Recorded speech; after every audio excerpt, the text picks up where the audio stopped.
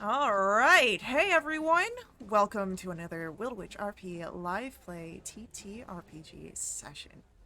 What is Wildewitch RP? Well, that's me, Faye, game master and storyteller, and Lachlan, our writer and producer.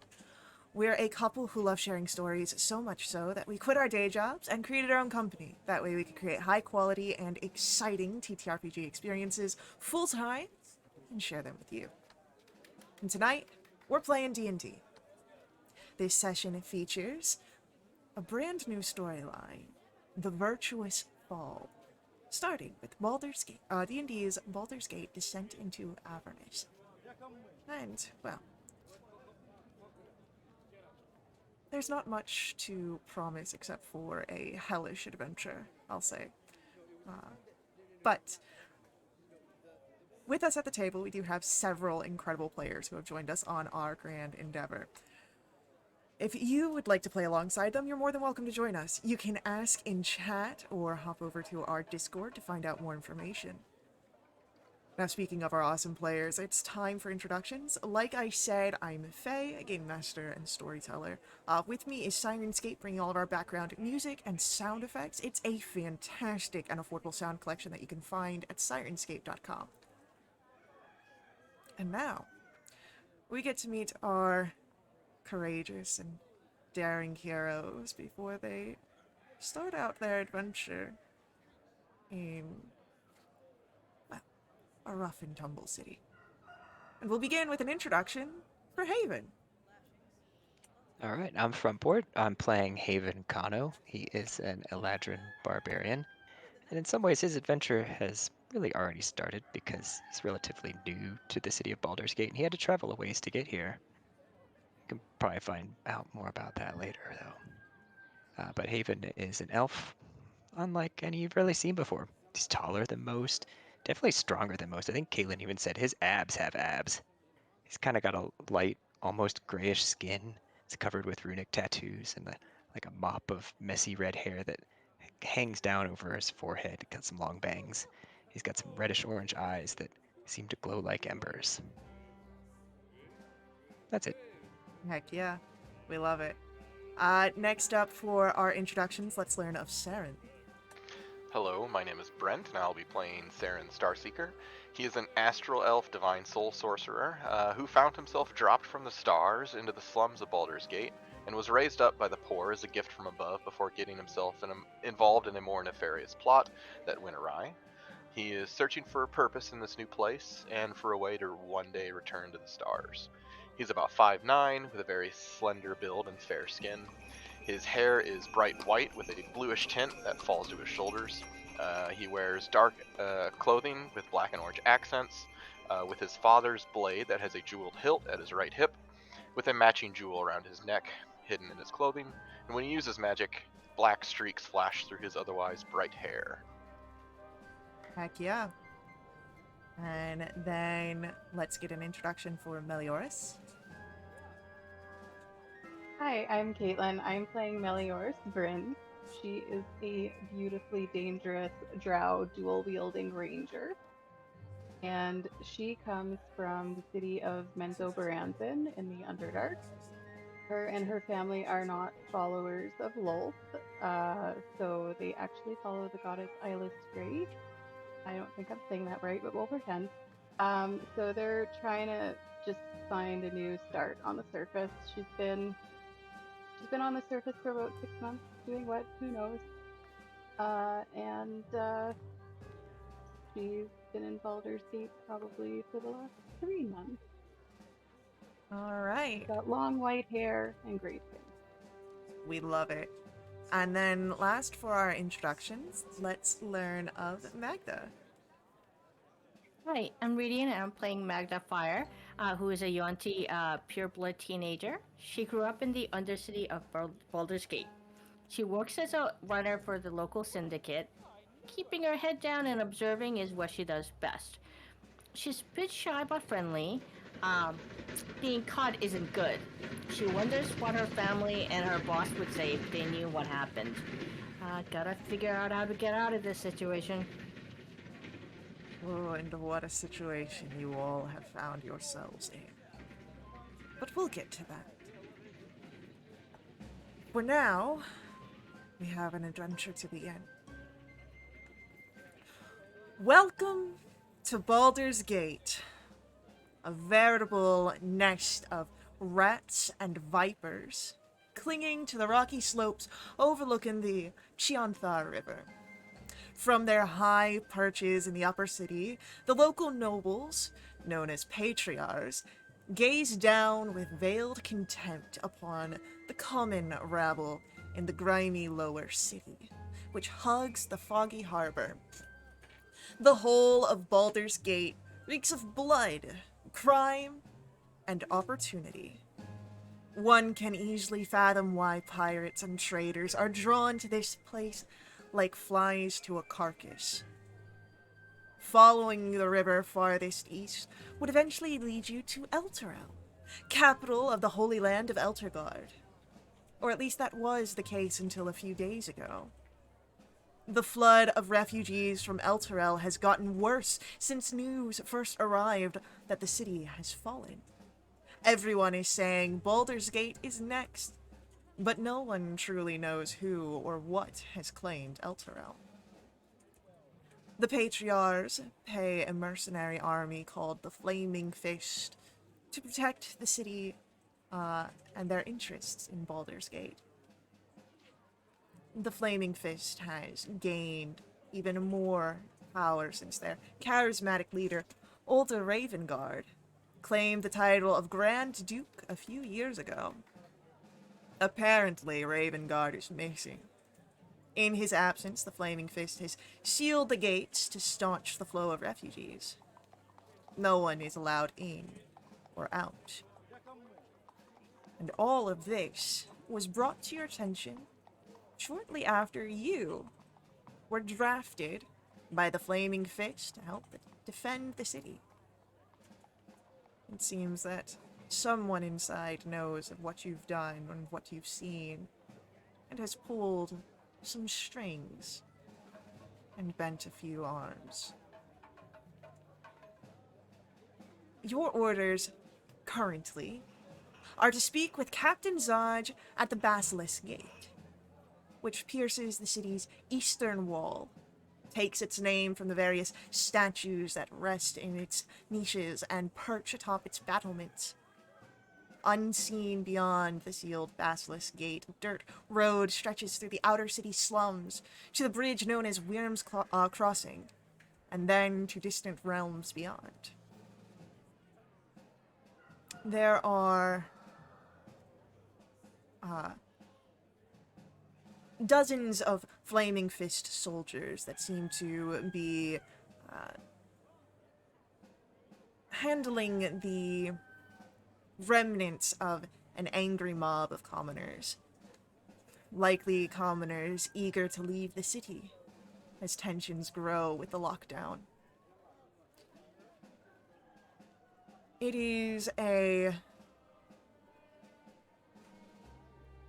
with a vague description of Captain Zaj.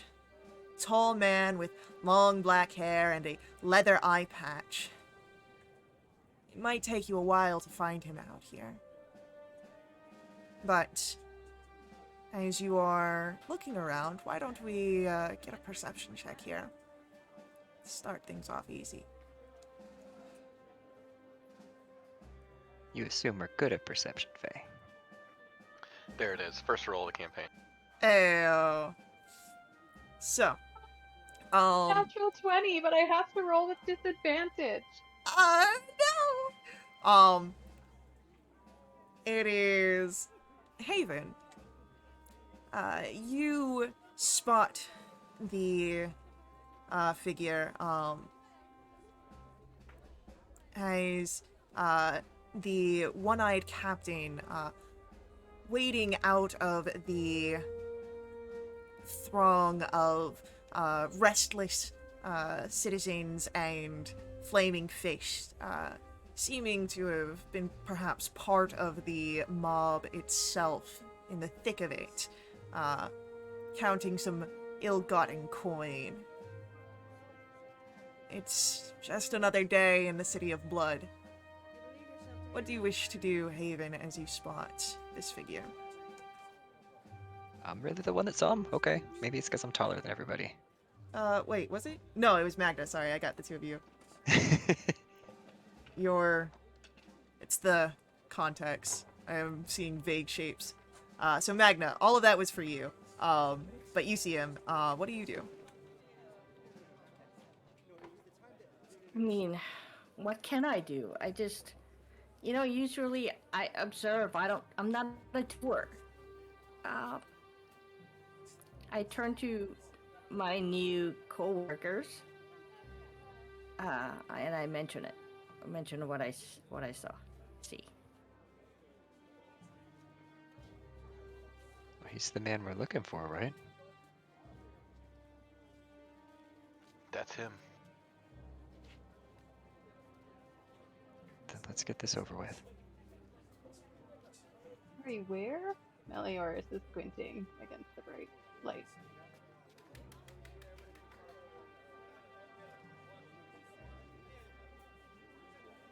So, do you approach him?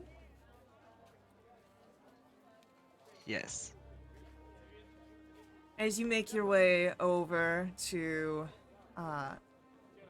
Captain Zaj, older human, dark black hair, long, pulled back into a braid, and you see again that leather eye patch. He has 6 other flaming fists at his side that he is talking to as you approach. He moves away from them, stepping forward, almost to give privacy, but the other 6 stay close and keep watch on them.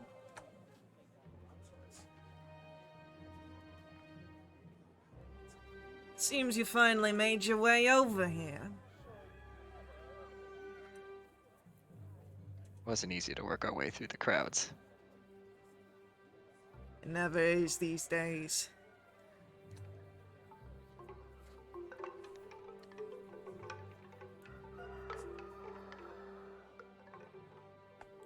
I think that anyone with somewhat reasonable perception would probably notice that Haven isn't terribly comfortable walking through the crowd.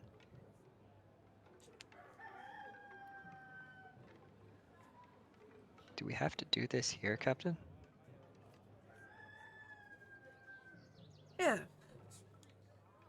Unless you prefer some office type, but nah, right here's fun. I'll make it quick. This refugee crisis we got going on has stoked fears that Baldur's Gate might suffer the same fate as Elturel. Of which nothing remains but some hole in the ground, apparently. Our Grand Duke, Older Ravengard, was out visiting Elturel on a diplomatic mission when the city was destroyed. You think that's a coincidence? As he looks over, you can feel his single-eyed gaze. I don't think so. The Knights of Eltergard call themselves Hell Riders. A few of them escaped the destruction and think we're somehow to blame for Elturel's downfall. What a bunch of self-righteous rabble-rousers, and he spits on the ground. We're arresting them on sight, but that's left us short-handed to deal with another problem. And it's for that reason that I've called you here for help.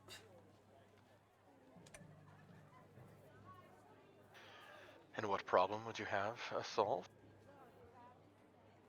Well, first, I need to make sure you're compliant.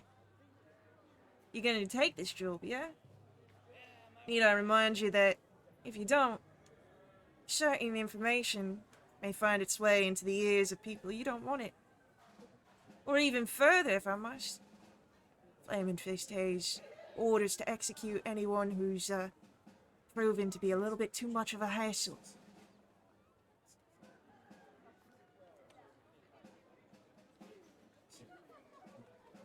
Well, I don't think you'll find us a hassle at all. I like hearing that. Be nice if I could hear it from the rest of yous. I'll do it. Seems like I don't have much of a choice.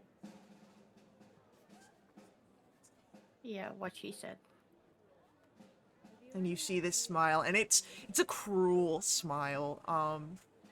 And he, perfect. Oliver, bring him over. And one of the 6 comes over, and you are each given a copper badge that has the coat of arms of the Flaming Fist.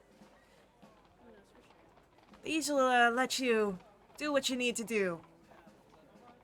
They show anyone who asks that you are working under my name, which means that if you bring any trouble, I'll know about it.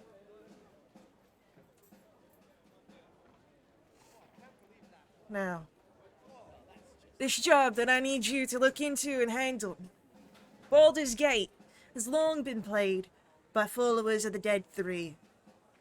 I'm sure you know them. The gods Bane, Baal, Merkel. I thought we had wiped them out, but apparently not. These purveyors of fear and death are taking advantage of the current crisis and committing murder sprees throughout the city. As my appointed deputies in this matter, you'll have license to kill these wretches on sight. Find their lair, wipe it out, eliminate anyone who gets in your way, and don't worry too much about the collateral damage. If you do what I say, I'll see that each of you receive 200 gold pieces, in addition to my gratitude, which is worth considerably more. A few blocks from the from here, at the Basilisk Gate, and he motions to it, almost as if he expects you to not know the city, you'll find the Elsong Tavern. The spa's there, by the name Tarina, gathering rumors for the guild. She owes me a favor. So tell her you work for me. Ask her what she knows about the Dead Three. And for the love of Baldurin, be nice. Tarina has dangerous friends.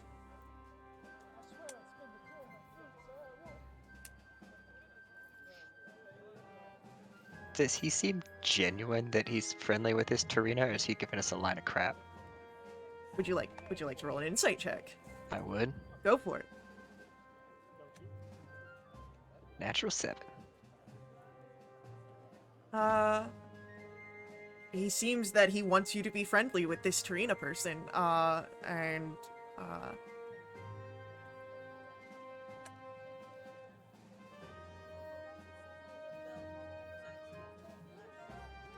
And what does Serena look like?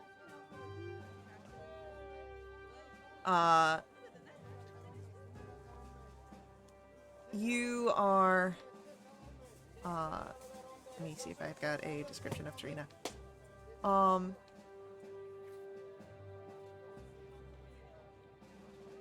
What are the chances that one of us knows her? You might. Would you like to roll a history check? Yes, please.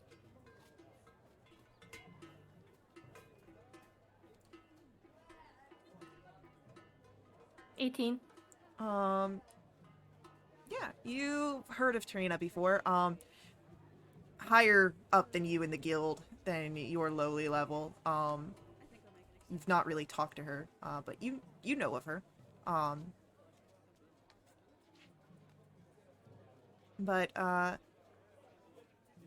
Yeah, no, Tarina is a, human, average height, keeps her hair short, few piercings, very sun-worn skin with a few scars, dark blonde hair, green eyes.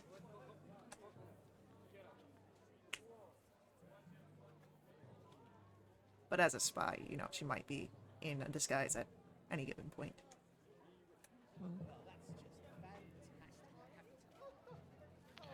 Very well, Captain. Seeing as how you've given us little choice, we will see it done. Good. Now, go on, and keep your ear out. Not asking you to do it immediately, but, you know, rather sooner than later.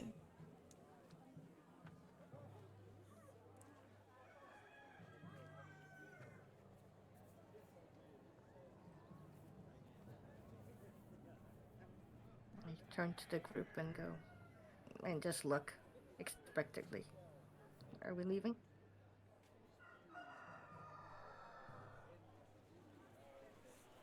I don't really want to be here anymore, so yeah. Let's make our way. As we walk, Meliors tries to keep to the shadows as much as possible. Not very comfortable in the direct sunlight. She's got the hood of her cloak pulled up. Do any of you know where this tavern is? History check? Yeah, go ahead and do that.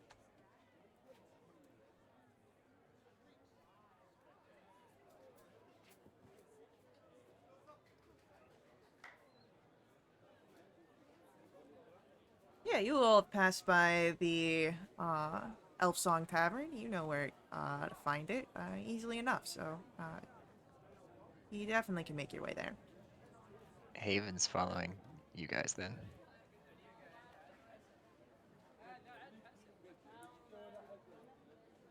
Saren's making his way straight through, trying to get through the crowd as he can.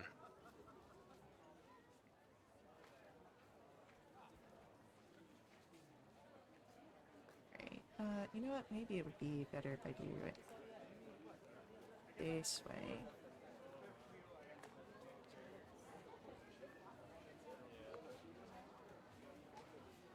So, you should be able to see a new map. And you come to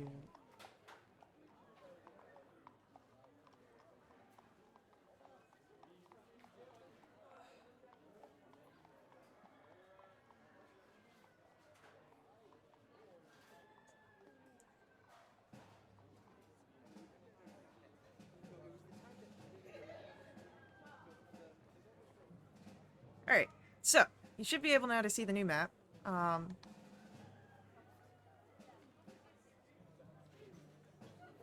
And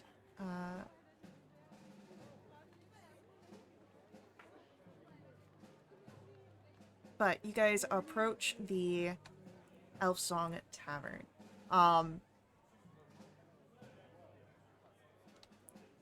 It is filled with people.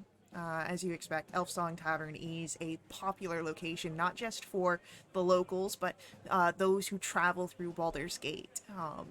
There is the... And you know why, for those of you that have been in the city for any extended amount of time. Because there is the rumor, not really a rumor for those of you who may have experienced it already, but from time to time, a disembodied voice of a female elf will fill the tavern with a melancholy sound, and that is how this establishment achieved its name. But most people come with the hopes of hearing it.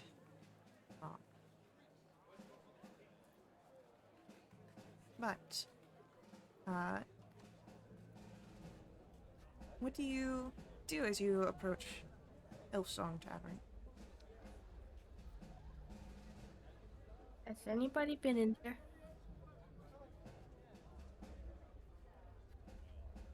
I Yeah, don't I've believe been in so. here a bit. Is it nice? Not my usual spot, but it's pretty nice.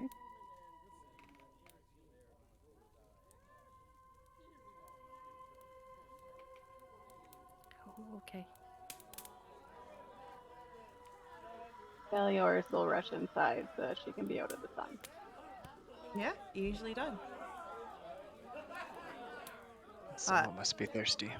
You will gain +1 to your AC, by the way, thanks to chat. Thank you, chat. Yay. Thank you. So, Meliors, you enter in, and again, you see it's busy as you expect. People are already here enjoying the drinks.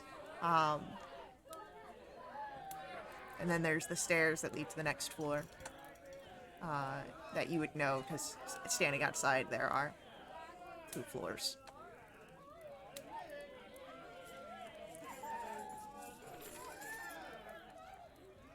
Saren would follow Meliorth in. Yeah, easily done.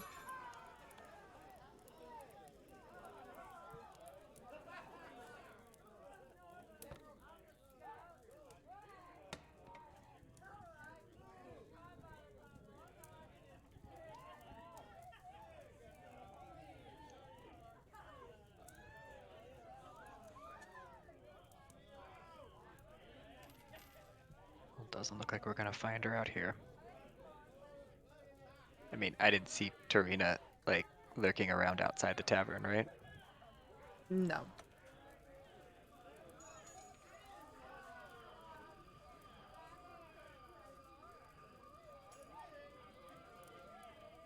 I guess I Now that followed I'm the two. inside and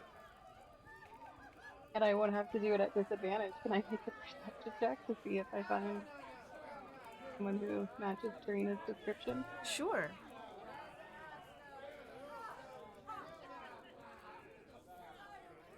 23. 23. As you are looking through the crowd here on the first floor, at least in the open room, you're not seeing Serena. But you do notice that there are a few more private room areas, and again, you know that there's the second floor. What would you wish to do?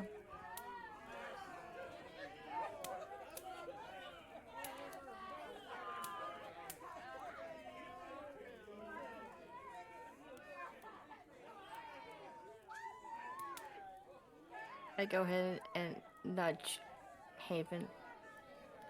What should we do? Find the lady. Should we go ask? Or is that too obvious?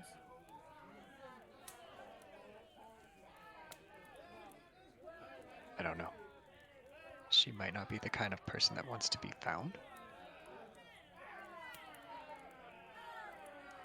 Question Feel like might be good.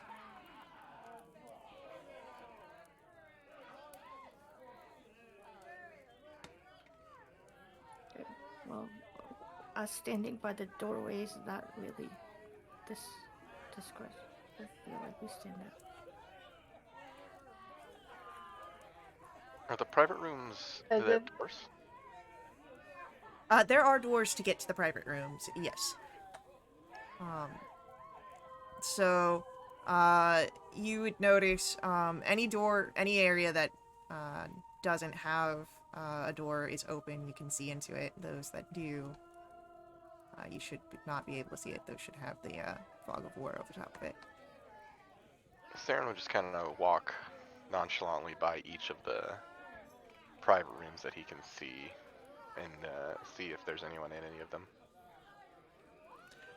So the more secluded areas, the private areas that you can see, you aren't seeing any figure that looks like Tarina. There are a few people there, but none quite who you're looking for.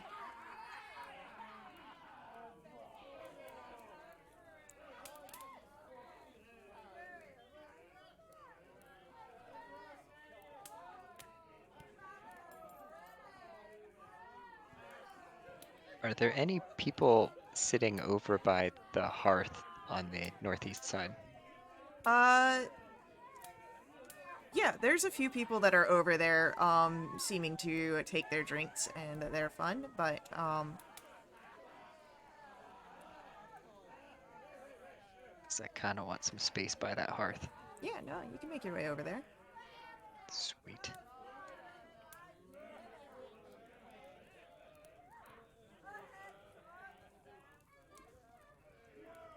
Just want to sit close to the fire.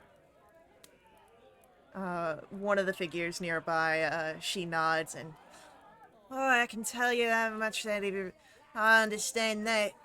I've been working all through the night and I get to get cozy up next to the hearth. nice warm drink, and soon I'll be past time in my bed. Sounds like as good an evening as any. It's some of the best evenings you can find in Baldur's Gate, especially if you ain't wishing to pay too much for it. It's probably good because I don't have a lot of money. Ain't that the same song and dance as most everyone here? And you hear all the people nearby cheer as they lift their glasses up.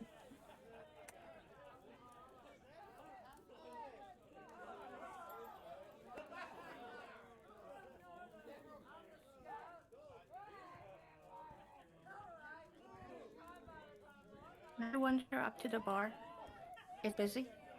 I mean, there's people there, but, yeah, no, you can wander over there.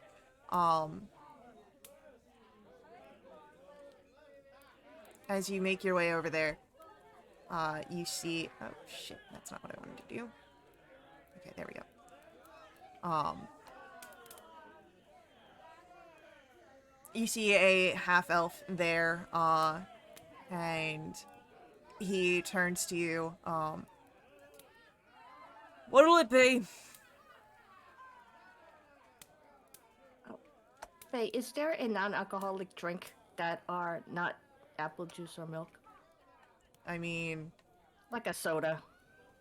technically, no. Soda wouldn't really exist. You could get a water or a juice of some sort, but most everything here is going to be ale or some other alcohol. Sangria? No, just kidding. Okay, I will like to order an ale. Okay. You know who this tavern keep is. You've been around the city long enough. Even if you've not been inside the Elf Song, you know that it's owned by a Alan Alith. And so he pours you an ale, puts it in a tankard. All right, it's a copper. Oh, here you go. Thank you. How are you? Same day, you know. You get the same soup slopped out to you, you just heat it up again, and you eat it, and you go about everything else.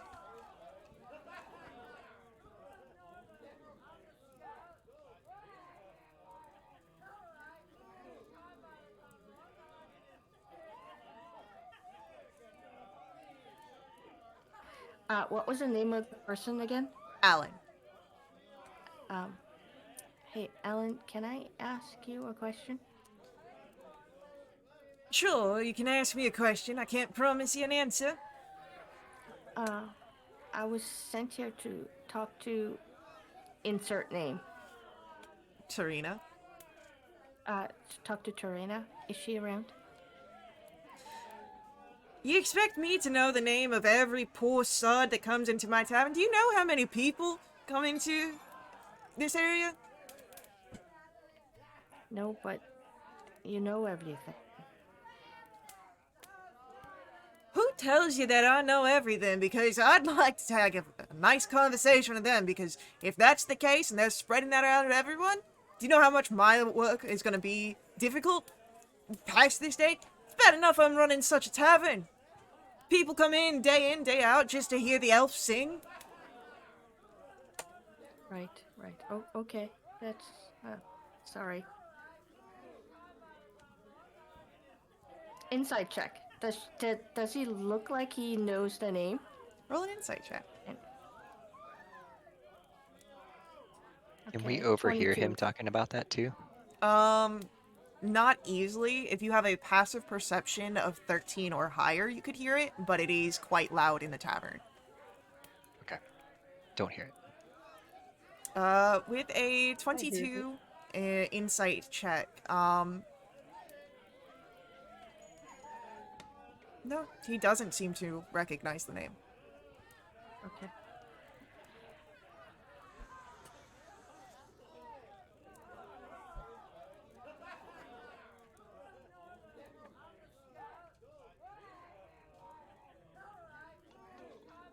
So,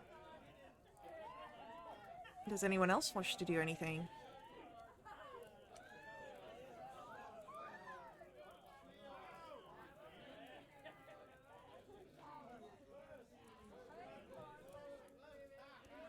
I assume that the person we're looking for is not over by the hearth, then.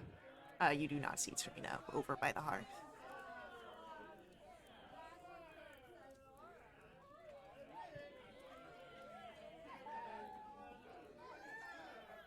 Can I look around the room to see if there's anybody I recognize? Roll for me a history check.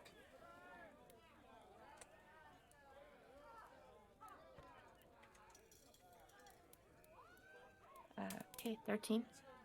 I mean, there's plenty of people here that you know you've seen before, but you live in one of the largest cities on the Sword Coast. You are part of one of a very large underground operations, the largest likely. It has control over much of the city. There's going to be people that you know even if you don't know them, and that's kind of the situation that you're looking at here. Okay.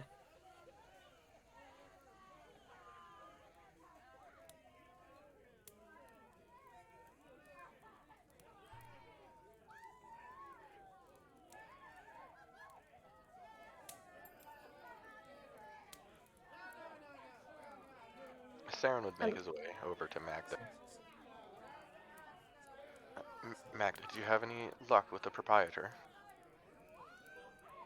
What's a papyrus? The tavern keeper. Oh, no, they haven't heard of her. Um, should we maybe check upstairs? Is the second floor open to the public?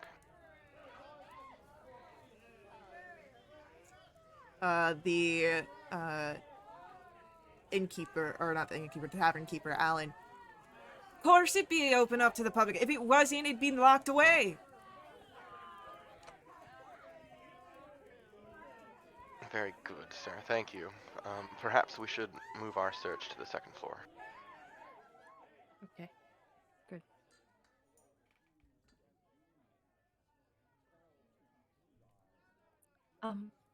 Saren, Yes?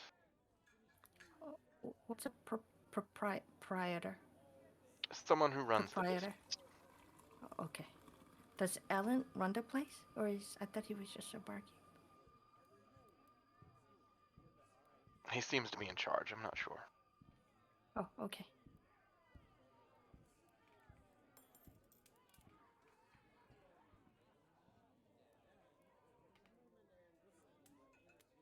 I look over at Haven and kind of make a gesture with my head that we're going upstairs.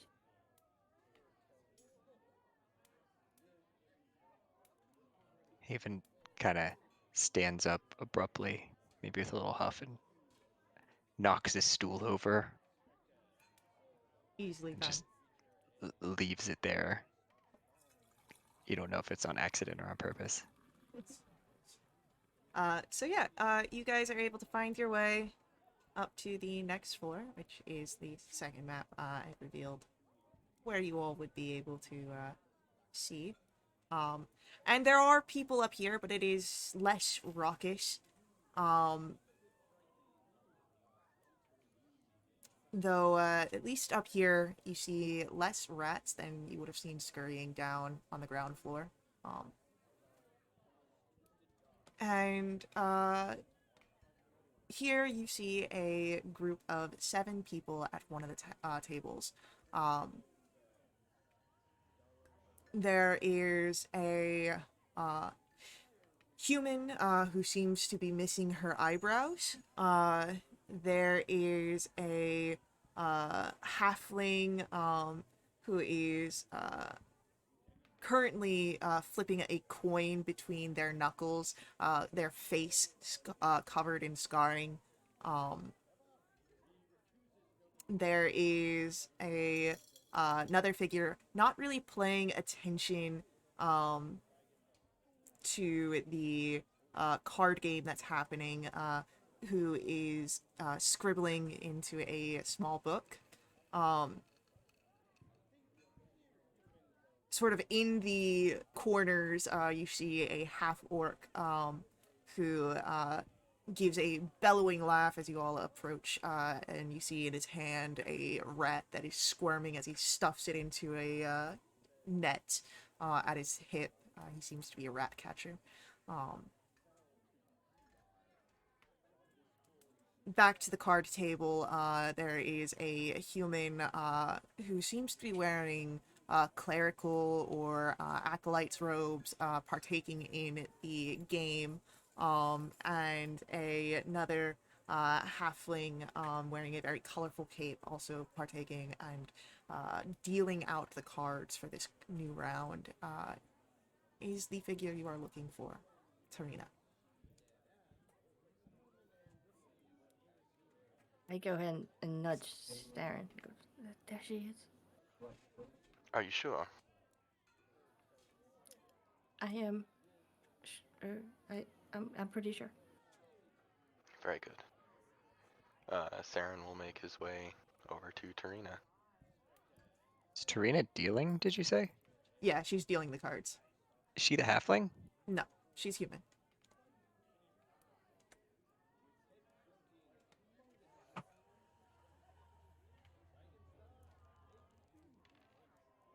Good day. Might you be Tarina? If you're not playing cards, I'm not talking to you. You see, we're here on official business. She looks up at you, and her face is one of unamusement. I said what I said. If you ain't playing cards, I ain't talking to you.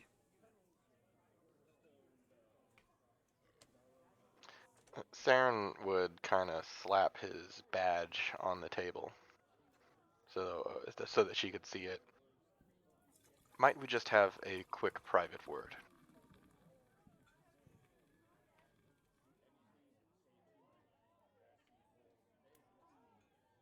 Roll a intimidation check, please. Can I give him advantage if I'm standing behind him with my arms crossed, looking kind of unimpressed with the situation? I'm gonna say that that's not quite enough to give advantage. Okay.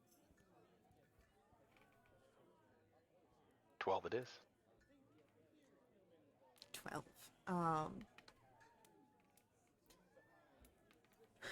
She looks you up and down. Well, you've got my attention. Pull up a chair. We can talk over cards. Don't worry about them. They're a bunch of dimwits. And the figure who's sort of been writing in his book, hey! And she's like, gives a wave off. But no one else seems to really argue. Either she's said these words to them before, and they don't seem to be taken to heart, or perhaps they really are dimwits and don't know to be offended.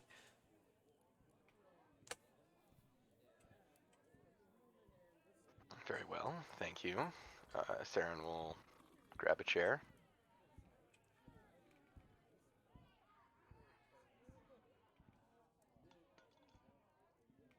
Is there room to sit next to the person that's writing in the book? Yeah. I want to sit down kind of close-ish and just not so subtly start staring at what they're writing in the book. Give me a perception check.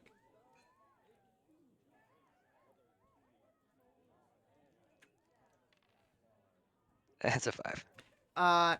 You can't quite make it out with the way that this figure writes. It's very close. Like, he doesn't even have the book on the table. Like, he's holding it and scrolling it to his chest. And then the moment that he notices that you're, like, leaning over trying to, like, it's not ready yet! And he kind of pulls it to his the chest even tighter. Just looking at your penmanship, I think it could probably use a little bit of work. Well, my penmanship isn't for you. This is a new idea. Once the play is completely written, then I'll be able to go forward and get better copies for my whatever troupe will be performing it. Until it's ready to be published in the Baldur's Mouth.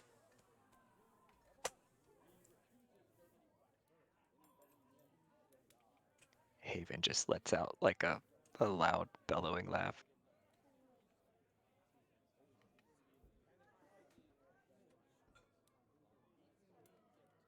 Good luck with your little play. So, Saren, you are dealt into the game. Do any of the other three of you join in for the card game as well? Melioris is standing, leaning against the back wall, just arms crossed, silently observing. Easily done. I am not playing. Okay. I'm just still trying to be in the space of that guy writing the book. He's like angled himself away from you as he scrolls. And Magda's just sitting on the chair, kind of behind, Okay. behind her, listening. Saren will accept the cards and try to hide because that he has no idea what he's doing.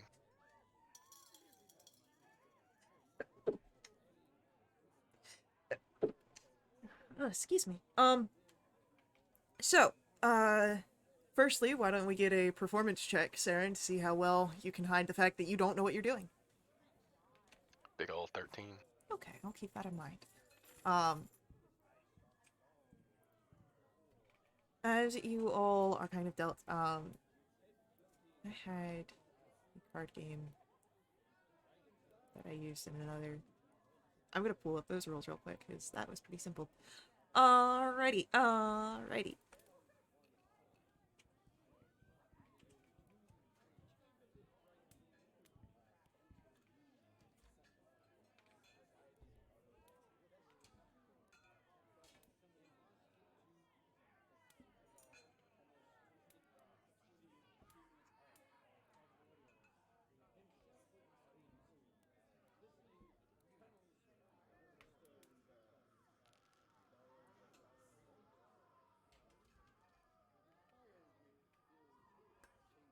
Where is this?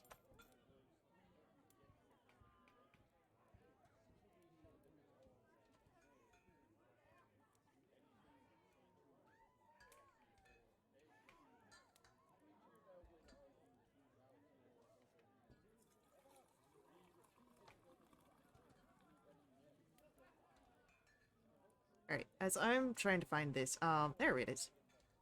Found it. So,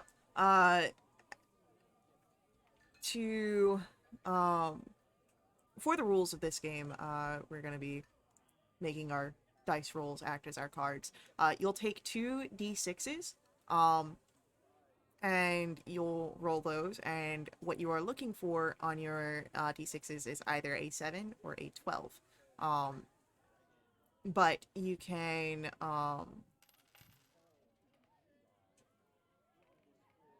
what's it called? Attempt a sleight of hand check to manipulate your cards, and cheat, and I'll let you add an extra d6 to your total, if you are successful. So, let's get the first round of your d6s for Saren and the NPCs. And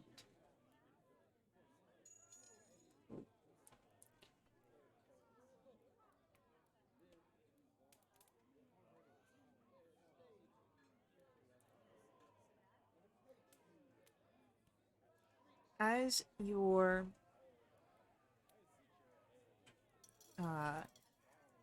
moving around with the card game, first round doesn't seem to have much going on. People seem to be looking at their cards a little bit unimpressed as each go around, put in the ante, and at the reveal, no one really has a winning hand. But Tarina says, well, now that the water's warming up, let's get another round. We'll have that conversation that you want, yeah? Very well. And as she collects the cards again, a quick shuffle, deals them out to everybody, we'll get our new rolls and our conversation after our upcoming ad break. So, stick around with us. We'll continue our gambling and our content, our story here very shortly. But before we head out, I do ask that you let the ads run. They are important to us here at Wildewitch RP. They help keep our games affordable. However, if you want to directly support us, you can always do so through my Ko-fi. Link for that is on screen and then in our chat room. Donations to the Ko-fi not just support Wildewitch RP and provide your GM much needed caffeine, they unlock awesome perks for the entire community that benefit everyone who play with us for the next month. Perks include special companions, double treasure, double XP, new quests, all sorts of fun things that you can find a full list available on our Discord. So hang out with us, and we'll see you guys very soon.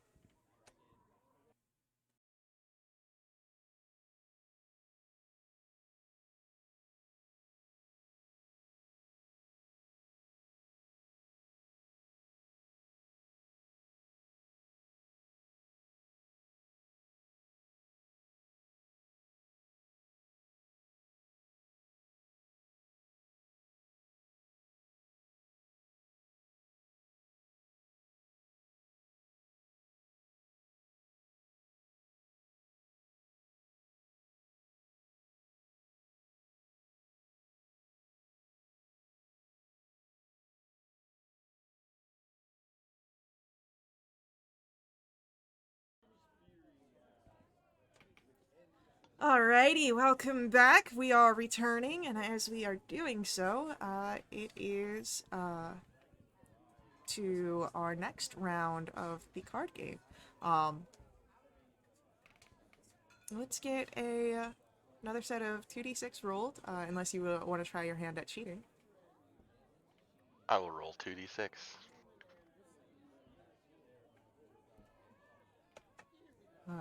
As the sort of bets are put onto the table and cards are being held and examined, Tarina looks to you saying, so what's this conversation? We've been tasked by Captain Zaj to seek out followers of the Dead Three. And believe that you've been gathering rumors, and that you owe the captain a favor.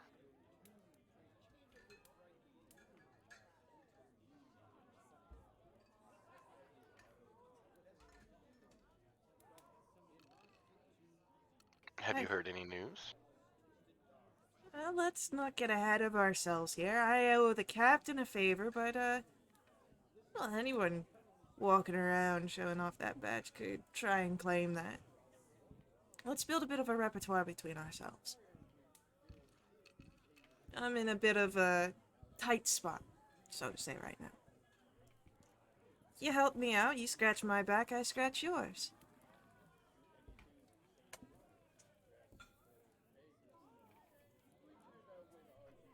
Well, what do you have in mind? I got some old colleagues, we'll say, coming in.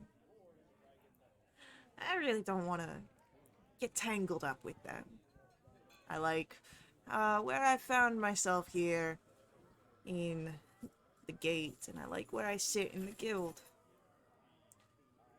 You wait nice and pretty here in the tavern, see if they show up, and if they do, you kill them. Very simple work.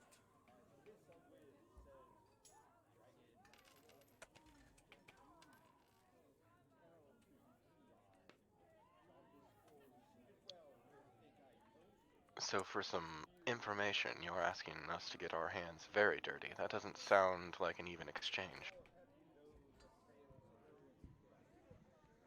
Well, let's sweeten the deal a little bit. I'm in very good standings with Nine Fingers. And Magda, you know that name. Nine Fingers is the top dog in the guild. You do this favor for me, not only do I get you the information you're looking for, but if some particularly good work comes under my purview, I could set you up with something that'll get you nice, right, and pretty.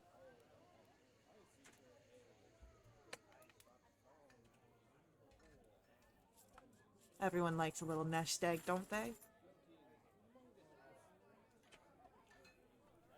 Hey, you said earlier that when I did a history check on her, I knew of her through my contacts, right? So, okay, you are part of the guild. Like, that is capital G. Right. That is the name of the organization you're part of. She is also part of that guild. She is saying that she is in good conditions or good contact with the head of that organization, who is Nine Fingers. Okay. So, you would know her name and her face. You've never met her before. Right. I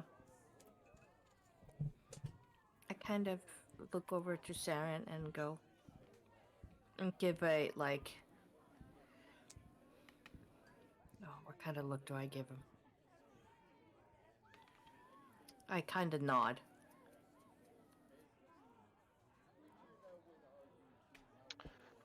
Saren would see this, and he's kind of looking over his shoulder, and he's looking at Melioras and over to Haven to see if they're giving any indication as well.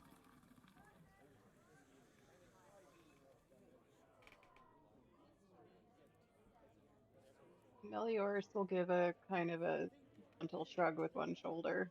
She doesn't particularly have any problem with this arrangement, but she's somewhat neutral.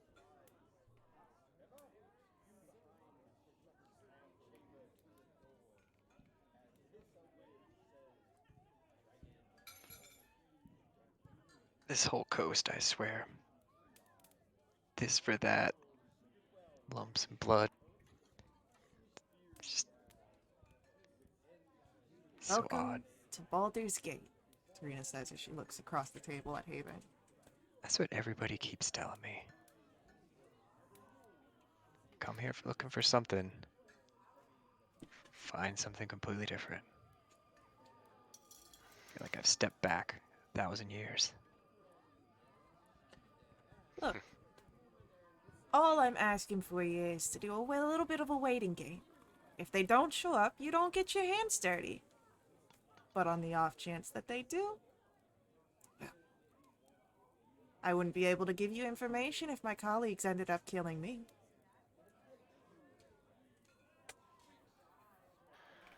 Fine, we'll wait. We'll see if they come.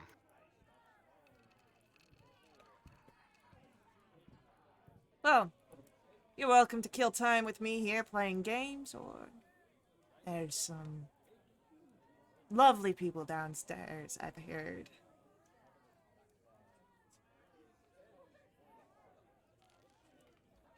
Or Well, whatever since we else don't- gets your fancy going. I really don't care.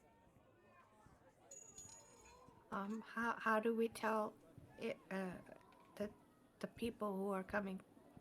How do we know who they are? Well, they're pirates, of course. You'll be able to spot them quite easily if they're actually here. They'd only be here for one reason. She motions to herself. How many were you expecting? I don't know.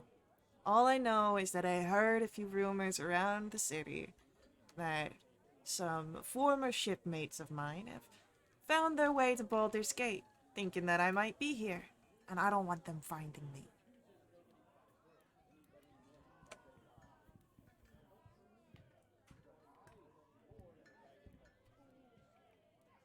Hey, Yeah? Melioras being part of the other organization she's part of, would she have any inkling as to what kind of pirates he's referring to here?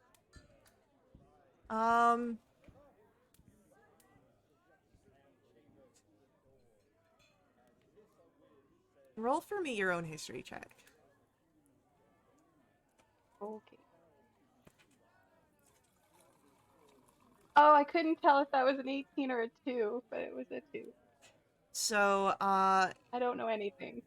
this is likely something a little different than what overlaps with your particular background. So probably no one that you know of.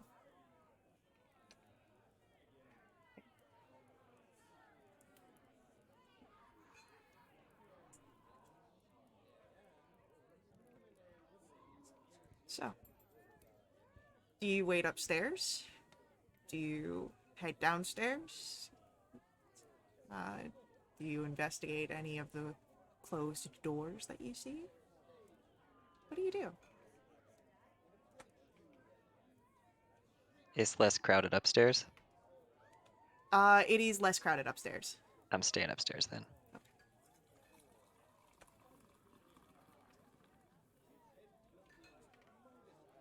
Um, why don't I go hang out downstairs, and if I see them, I'll come up and let you know.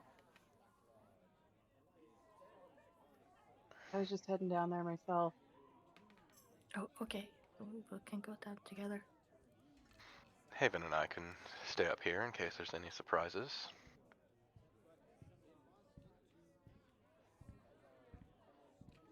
Melioris wants to go to the bar.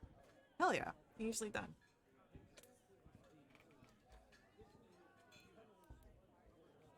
Any whiskey? So as yours gets down to the bar, Magda, where do you wish to head? Well, but the chair, sit down and, because I can see the door from there, yeah? Yep, because this is front door. Yep, okay. So, yeah, as you take your seat over by the chair, again, there are plenty of people here.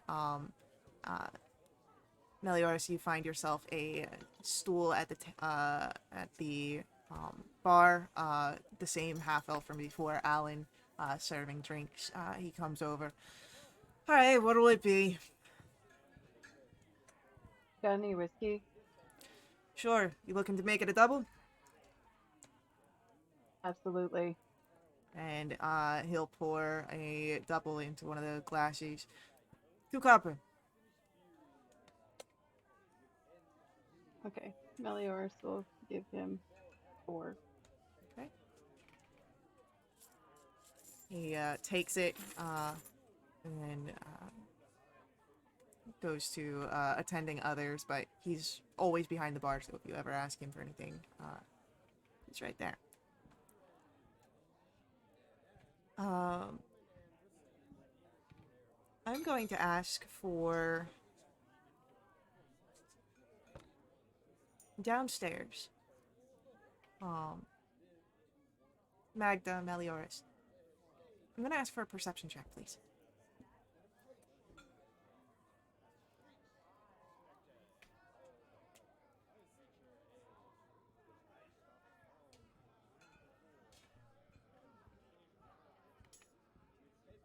There are so many people here. People walk in, walk out, carry their drinks around in sloshes. You do see a few rats sort of scurry beyond, but no one seems really to give it much mind other than lifting their skirts around it or trying not to step on it. But all these people drinking, they talk. And you hear a few rumors. Magda, you hear nearby one of the more thuggish looking patrons. The Flaming Fist is decapitated. The captains have already started bickering over who should be in charge with all the Raven Guard gone. Meliors. You hear a few other rumors floating around as you consume your drink. I bet my last copper piece that those so-called refugees are advanced scout. They're from an army preparing to attack Baldur's Gate. With Ravengard out of the way, who will be the next Grand Duke, I wonder? My money's on Thalamra Van Themper. Practically born in the sewers she was, and more vicious than any swarm of rats.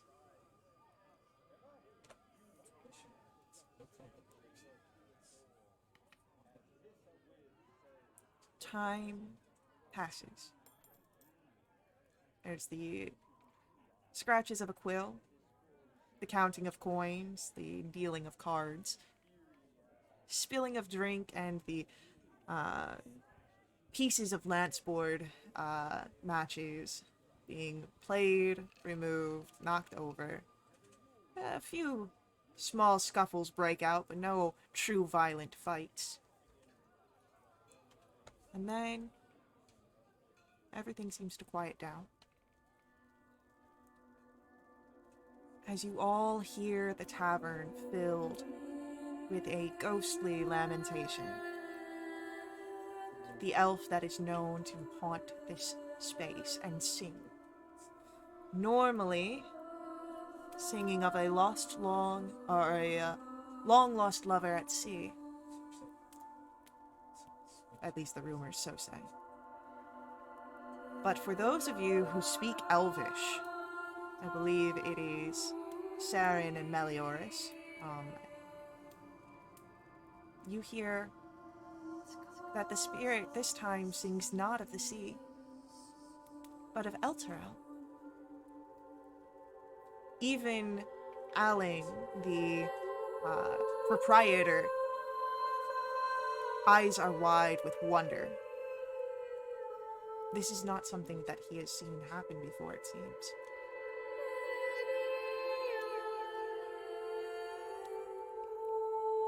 For those of you who speak Elvish, you hear the actual lyrics.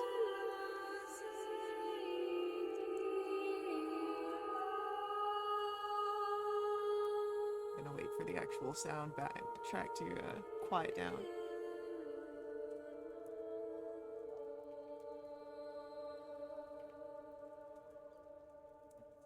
Oh, sing a song of Elturel, of water, woods, and hill. The sun dawns on her ruddy cliffs, and fields green and still. This land of long abiding joy, home of the strong and brave, renowned by all across the realms, and never once a slave. Oh, sing a song of Elturel, when foes are at her door, her fields torn by cloven feet from some infernal shore. Arise, the mighty Hell Riders, take up your swift, keen swords, then charge into the hellish fray and scatter devil hordes. Oh, sing a song of Elturel, when the night does fall. Sleep safe beneath companions' light until the dawn does call. We're bound by mortal covenant that only ends with death, and so we'll sing of Elturel until our final breath.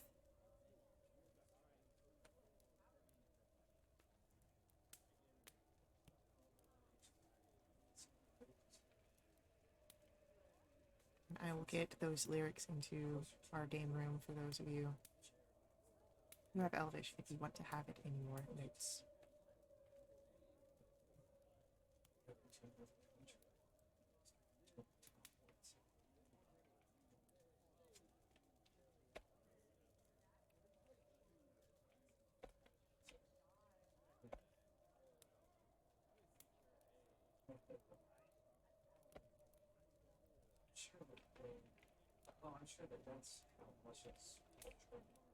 I will write Elturel as well. Well, no, it'll be in the thing. Fair enough.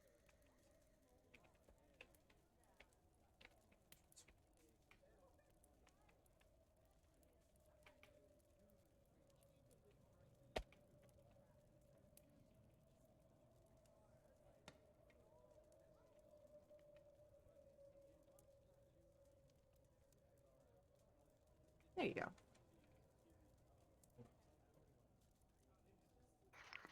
Saren would have lowered his cards upon hearing the lyrics and just kind of asked the table,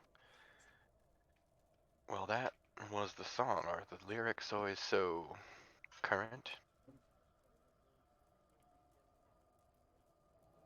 The playwright who has stopped his writing in his book. No, I've never heard it changed before. And you see that, like, there's this manic look in his eyes as he moves to a new page and starts scribbling down notes, perhaps inspired here. I'm gonna ask for a history check for those of you who have heard the lyrics and understood them.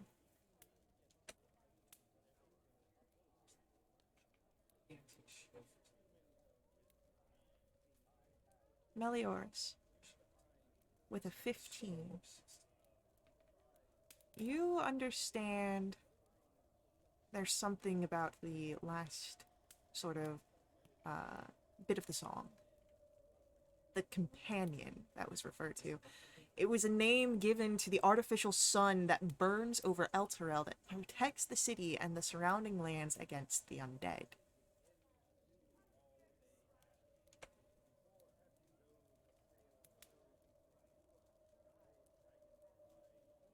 Interesting.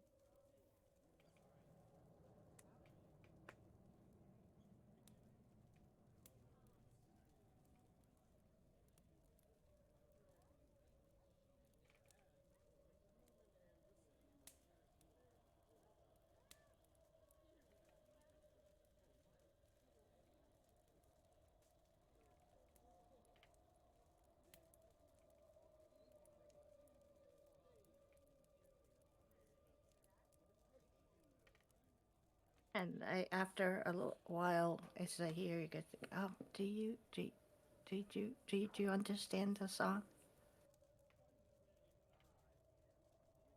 Yes, I did. I didn't think topics usually were so relevant. It was about Elturel.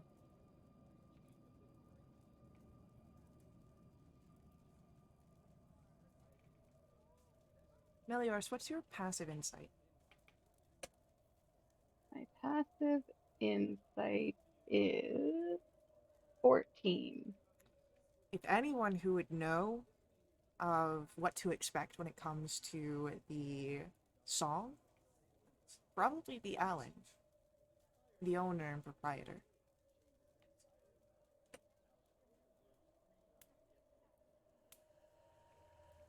Hey, Alan. You can see that he sort of shakes his head from where he was shocked listening to the song. He looks over. Yeah, you need a refill or something?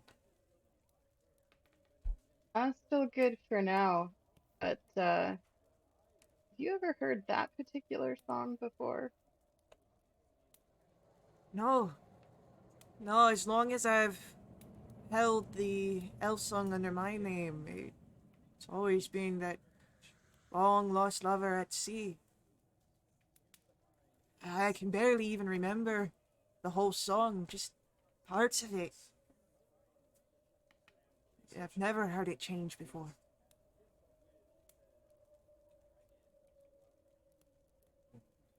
Very interesting.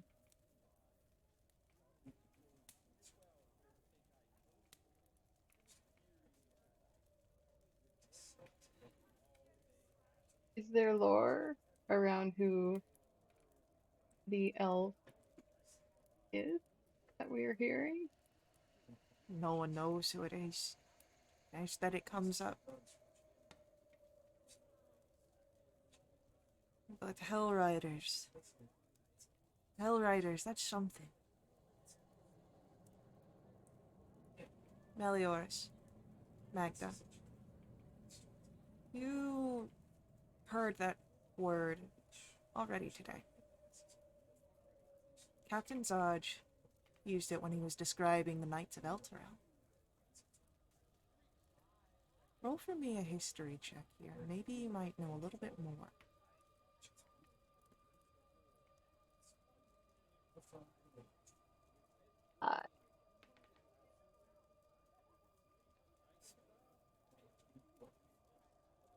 Magda, did you roll?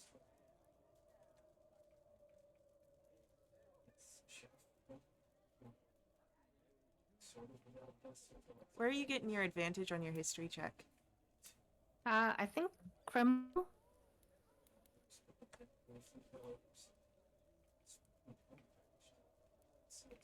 Mm, I'll look into that.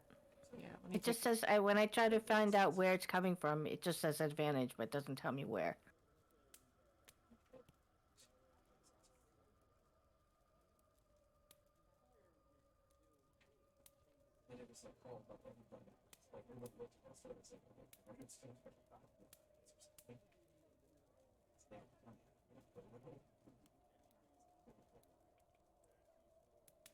No, it's not coming from that either.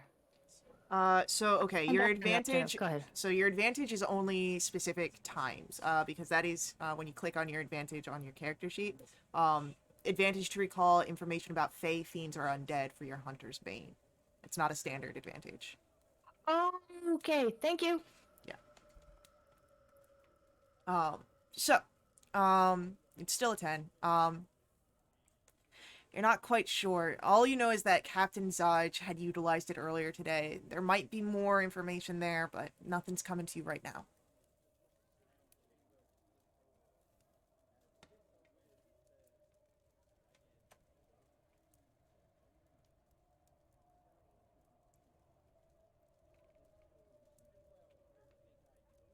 But, um, as you are, uh,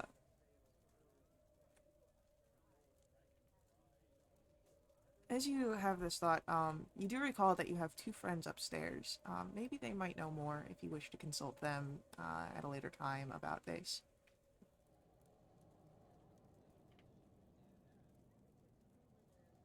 Speaking of, Saren, Haven, you are upstairs when you heard the song.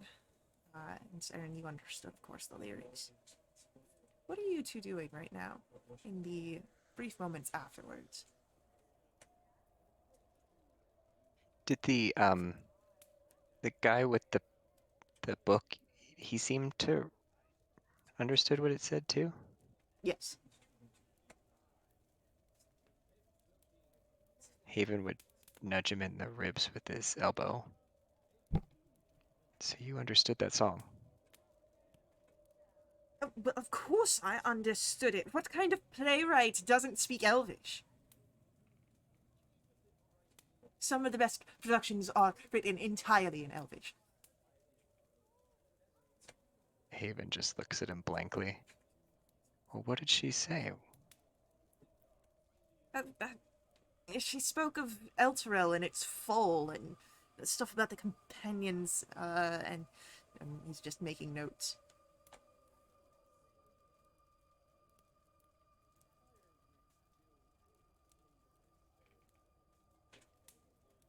Could you write that down for me? No, I've been struck by inspiration, and if I stop writing my play now, I will lose it. My muse has spoken to me.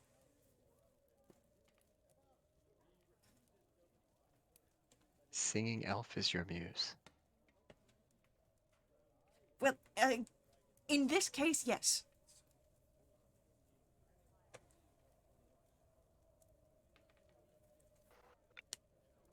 I did understand the lyrics as well, Haven. I don't suppose the elf is your muse too. Well, I am an elf, so language came naturally to me, I suppose, but if you have questions, I may be able to answer them. But this playwright covered most of the important parts, but it spoke of the Hell Riders, which Captain Zaj mentioned earlier. Roll for me a history check, Saren, and Haven. A 14. Natural one. There is a story that you're almost half remembering, Saren, but it's not coming to you in this moment. Haven, you have no idea. This is not something you know. Totally tracks.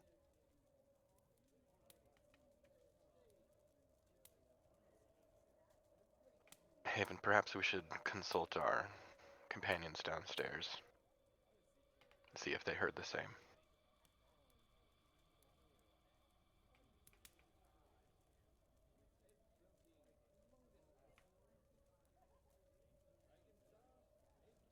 Saren's gonna rise and make for the stairs.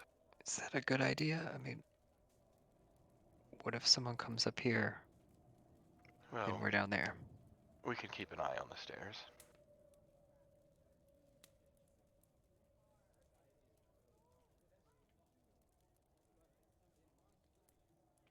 You could guard the stairs if you prefer, or wait here.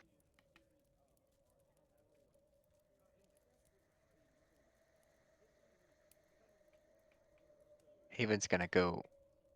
He'll follow you, but he'll stand halfway down the staircase, right at the bend.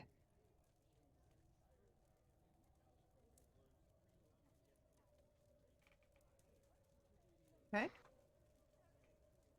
Saren will end up between Melioris and Magda, and it's kind of get both of their attentions. You both heard the song as well. Yes. Yeah.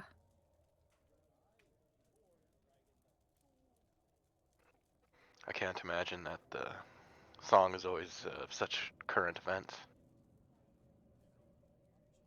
No, apparently this is the first time it's ever been different.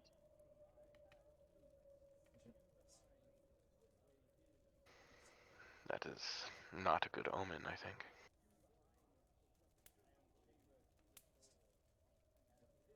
Probably not.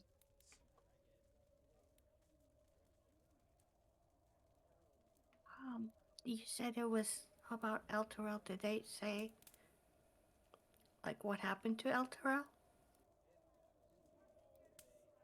Who or what attacked him? It spoke of cloven feet from some infernal shore. It sounds as though the city fell.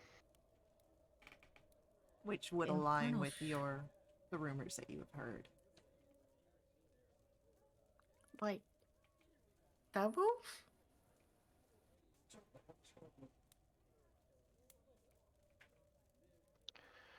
It spoke of their knights charging into a hellish fray to scatter devil hordes. So, perhaps.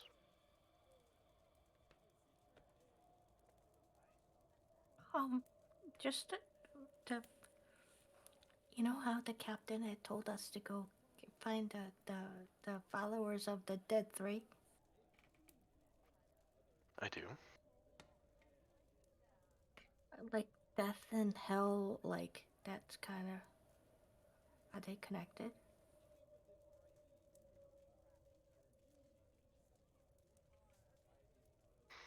I'm not sure if there's a direct connection, but it Oh, there okay. there may be something hidden here. You may be right.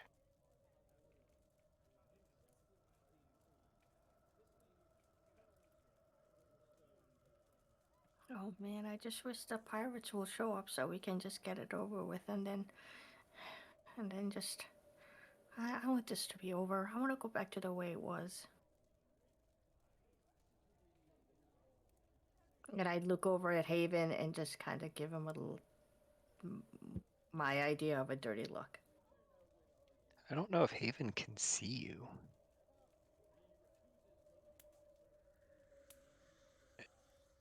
Unless it's an open staircase. I mean, yeah, you've got a little bit of a banister, but it doesn't go like all the way up to the ceiling. Like it's angled alongside with the stairs, so it's always like at waist level.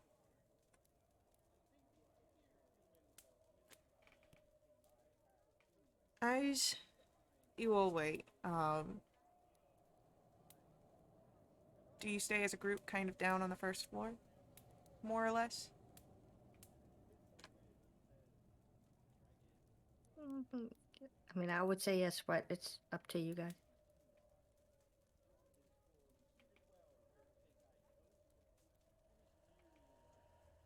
I'm happy to stay where I am. Yeah, I'll take a spot at the bar as well. I want to go back to the hearth, and I don't really like being down here. Yeah, we're usually done. So you wait and wait. And maybe a little bit of hope flutters in your chest that you won't have to worry about any pirates this evening. The door kicks open. You see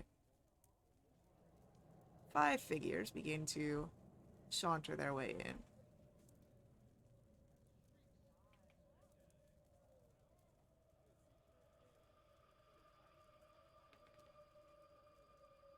And the leader, this brawny figure, his right eye cloudy and a cruel sneer. You see the others behind him, unsavory and rowdy, but they all seem to share the same haughty sort of attitude, as if they own the place. The dead-eyed man speaks. We're looking for an old friend of ours. As he sniffs the air. Goes by the name Tarina, or so I'm told. Loves to cheat at Baldur's Bones. You would know Baldur's Bones is a gambling game.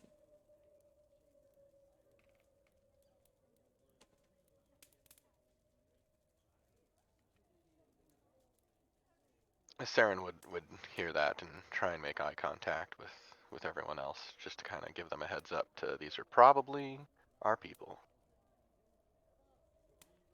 And as you kind of make that eye contact, you can hear that the dead-eyed man continues to speak.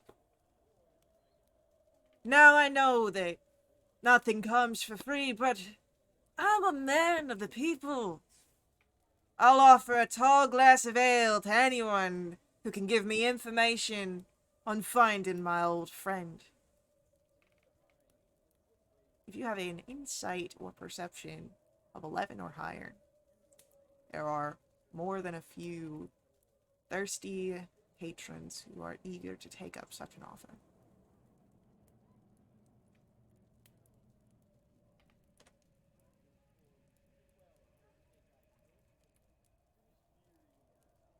That's not good.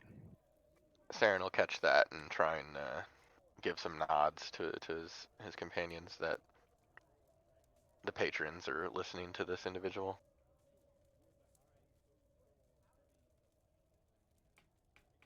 Meliors will lean in towards the others and speak in a low voice.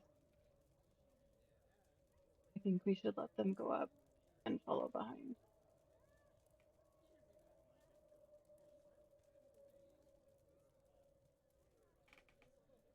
What if they get to Offer us Tarina that before we can get to them?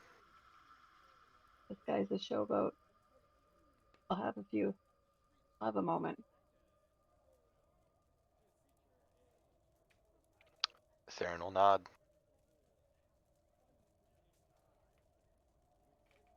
So, 2 of the crew members stay at the door with a look from their leader. And if no one intervenes, a few of the patrons with loose lips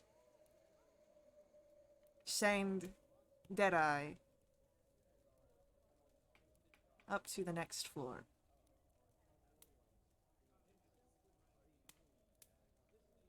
Followed by the remaining 2 figures.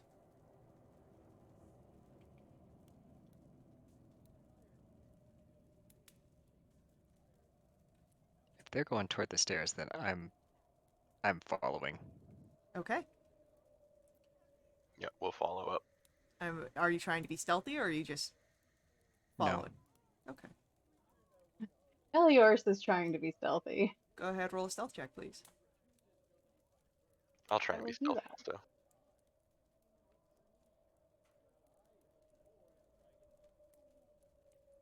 Well, 7 plus 7 is 14.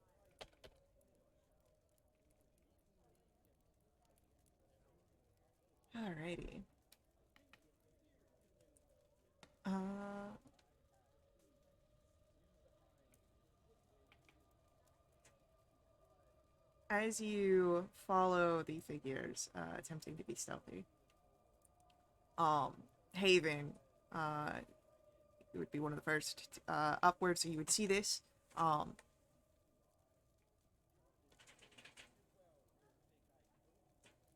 There is no bit of conversation. As soon as this figure lays eyes on Tarina, his weapon is drawn and he is rolling in to fight. We are rolling initiatives now. Sarah and Melioras, you would have been able to follow with your stealth rolls. You do not seem to be noticed at this time. You don't know if that's because you were successful or they just are so focused on their target.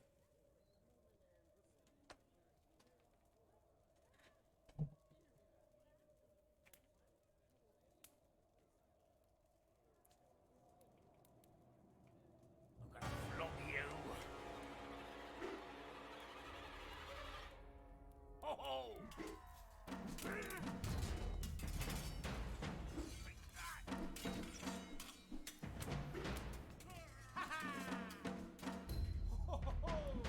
It's so weird to hold a pencil in these gloves.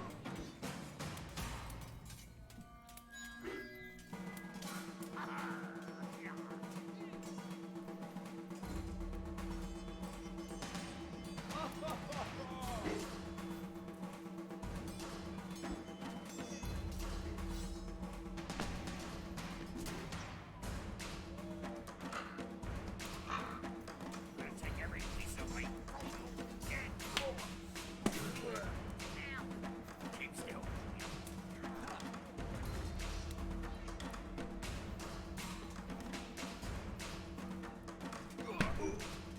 Alright, so as your group moves up partially, it is going to be Saren. You're first to act. What do you do? Since Haven's up there first, do I have visual on the pirates? I'll say that you would be able to have gotten there. I'll move you guys because you had stealth. To be a Can I little see bit- all of them? Yeah, you can see all of them. Oh, I see. Okay, cool. Then I will Sacred Flame Deadeye. Yeah, go for it. It's Dex 13, please. Yep. Dex is one of his better ones, but that is a 11. That's a failure. He will take max damage of 8. You can hear a snarl from Deadeye. Anything else on your turn? That's it, thank you. Alright, it is his turn next. And, he is going to, as he looks over his shoulder, stay out of this. And he is going to take a dagger off of his, belt and throw it at you, Saren. That is a 16 to hit. That will hit. That is 4 points of piercing damage as it strikes right in your shoulder. Ow. And then he turns and moves to get for Tarina. The figures here have all kind of moved away. No one's trying to get involved in this fight at this current time. Tarina has flipped over the card table and is now taking sort of cover behind it. Haven, it is your turn. What would you like to do? So there's that pirate that's just standing right next to me, huh? That you had come up onto, yeah.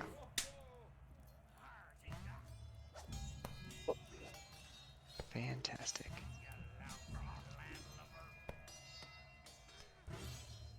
Would I have gotten an attack of opportunity when he left my No, my because zone? not from this one.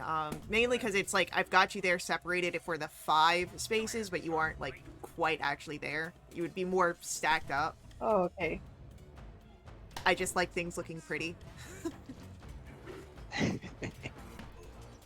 Well, we all look pretty. You do all look pretty. Decisions. Mhm. I don't like that guy's going for Deadeye. I mean, Tiara, whatever her name is. Tarina. Tatina. Yeah, there you go. Wrong campaign. Wrong campaign. Not Tatina.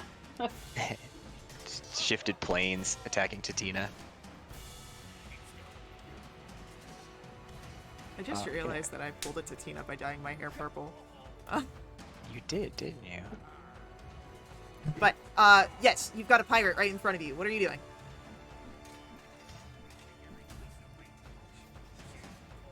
I am saying goodbye to that pirate, You can try. and I am going to face step over behind Deadeye instead Ooh, hell yeah. as a bonus action, and then I'm going to draw my great sword off of my back and take a swing at Deadeye. Fuck yeah, go for it.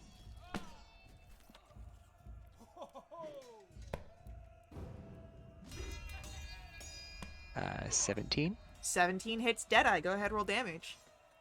And just for fun, since it's my first hit, I'm going to also use a strike of the giants and do a fire strike on him to do an extra 1d10 fire damage. Ooh.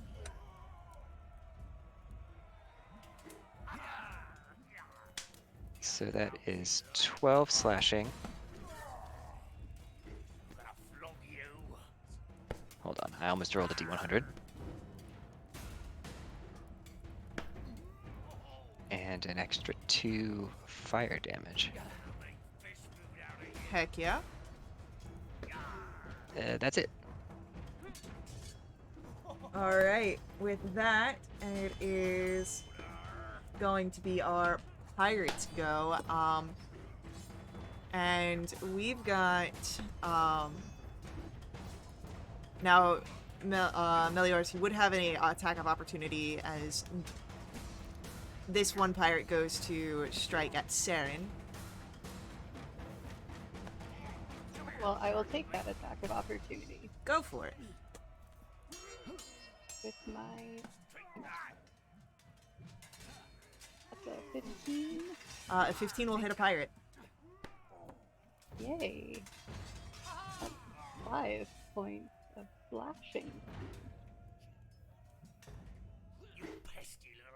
Alright. And this pirate, sort of taking that, sneers at you. But he is going to take his attack of the scimitar at Saren. With a 15 to hit. That'll hit. 2 points of slashing damage. And the other pirate, with you, Meliors, stays looking at you and will take a slash of his scimitar towards you. That is a 22 to hit. For 3 slashing. And then it will be Magda's turn. I move over to, let's see, here for flanking position. So, from where you were, at the stairs, you would have to move, through your companions, which would mean that you risk an attack of opportunity. From him. So, the pirate is going to take an attack of opportunity as you pass by him. Okay. But he misses with a 6. Okay, great. Let's see. I'm gonna go ahead and attack with my main short sword. That is 12 to hit. A 12 will just hit our pirate. Okay, that's 7 points of piercing, and with my offhand, I'm gonna use my bonus action to hit. Oh, that was supposed to be with advantage, sorry. Okay, first one 19 to hit, and that is 2 points of damage, and that is the end of my turn. Alright, Meliors, we come to your turn. You are currently in a flank. Okay, I am gonna turn to the pirate that damaged me that I'm in a flanking position with. And I'm going to make a couple of swipes at him with my scimitar. Go for it. Alright. That is a dirty 20. Yeah, that'll hit. So, because this is the first time on my turn I hit a creature with an attack roll, I'm going to mark him as my favored enemy. Okay. So I will do an extra d4 of damage. So that's going to be 5 plus 1, 6 points of damage. And he is dead. Okay. With my bonus action, can I turn around and make an offhand attack at the one on Theron? Yeah, you can take that step to close that distance and take that second attack for sure. Your bonus hand.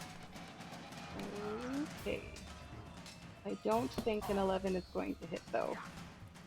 Unfortunately, the 11 does miss as you swing the scimitar, but you see that it just barely misses as the figure pulls back and is now backed into the corner. And as Melioras, that is the end of your turn, yes? Saren, we Yes. come back to you. Cool. I'm going to use a bonus action of Starlight Step to magically teleport 30 feet. Cool. I'm going to go on the other side of the stairs. Okay, yeah, get that full gap between you for sure. You bet. And I'll Sacred Flame again. Alright. Still on Deadeye? No, I'll go for the pirate in the corner. Okay. He fails with a 7. That is 1 damage. It's 1 more damage than he had before, but he is looking a little rough there. With that, it is going to be Deadeye's turn, and turning around at you, Haven, where you struck him with your greatsword, he's going to draw another dagger in one of his hands, and with his scimitar in his main hand, take a swing. Yeah, go for it, little man. The first swing with his scimitar fails with a 7 to hit. But with his dagger, that is a 19. Yeah, that hits. So he stabs you right in the side, and that'll be for 5 points of piercing damage. And as Deadeye's turn comes to an end, Haven, it is your turn. Haven just looks down at him and laughs. You stay away from her. And Haven's going to use bonus action to rage. Ooh. And then I'm going to grapple this little man. You can try. I can. It's an athletics check, and it's contested. I have a dirty 20. A dirty 20 will beat his 18 as he tries to throw you off of him. You do manage to grab him and hold him in place. And then, since he's grappled, I'm going to use my movement to drag him 10 feet to the east. Okay. There you go. You've got him dragged away. And with that, Haven's turn comes to an end. And we'll be picking up with our pirate's turn just after our ad break. So, stick around with us. We'll continue our combat here very shortly. But before we head out, I do ask that you let the ads run. They're important to us here at Wildewitch RP. They help keep our games affordable. However, if you want to directly support us, you can always do so through my Ko-fi. Link for that is on screen as well as in our chat room.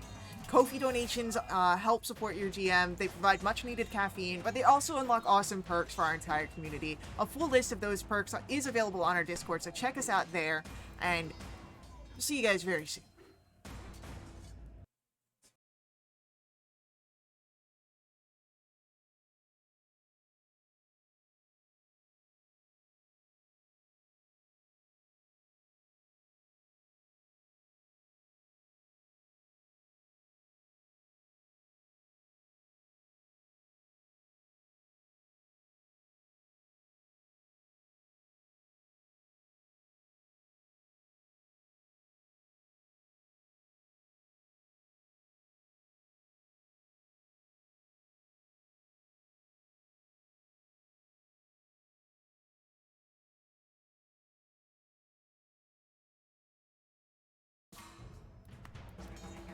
All right, we are back in action. And we are coming up to our pirate's turn, of which there are there's one left in this room. Who is going to take a swipe at Melioras.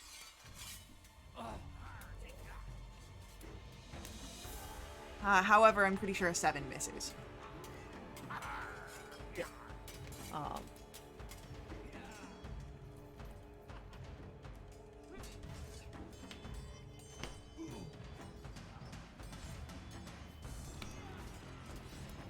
But we've got one that's starting to come up. Hearing a bit of ruckus upstairs. And with that, Magda, we come to your turn. What would you like to do? I would like to move over to Deadeye and kind of flanking is grappled, yes. He is grappled, yep. When I attack, because I'm flanked, is it still a flanked advantage? It's still an advantage here, yes.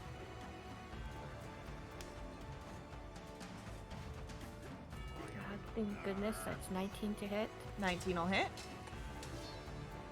For 6 points of piercing damage, and my bonus offhand attack. Okay, I forgot to roll again with the advantage. Okay, does 14 hit Deadeye? 14 does not hit Deadeye. That is the end of my turn. Alright, so as your second stab tries to grab hold of him, or pierce him, it unfortunately falls short, catching its armor. As Melioras, it is your turn. Hey, I'm gonna retaliate against this pirate that just missed me with his attack. It's a dirty 20 Yeah, that'll hit. for 7 points of slashing damage. And he is down as well. Nice. So I look over and I see Deadeye's grappled, surrounded. I'm gonna start making my way down the stairs. See how my new friend Saren is doing. Saren's still upstairs. He's just on And- the other side of the banister. But when you make your Oh, way... he's on the other side of the banister. Yeah. Okay. But if you do head downstairs, you would see where one of the pirates who is standing at the door is starting to make its way over to the stairs. Okay. Can I get to the landing on the main, on the main floor map? How much space, or how much, movement do you have? 2, 3, 4. I have 30. I think that's 20. So that would be, 20 feet there. 30 would put you... 30 would put you here. If you Okay, wanted to do that. I would like for them to be forced into a bottleneck Okay, situation. cool. So I'm gonna just stay put on the landing and try to attack anyone that tries to come up the stairs. But I, unlike Caitlin, remembered that there was 2 other pirates upstairs. Sounds good. As Melioras, you take that stance, it is going to then be Saren, your turn. What are you doing? We'll do Sacred Flame again. Dex save, please. This time on Deadeye again? Deadeye, yep. Story dice. He gets a natural 1. He's gonna take 6 radiant damage. Okay, he's starting to look hurt. And I'm going to bonus action a little healing word. Can you use that on yourself? You can use that on yourself, yes. Cool, I'm gonna use that on myself, and I get to use it for free for reasons. Just once. Hell yeah.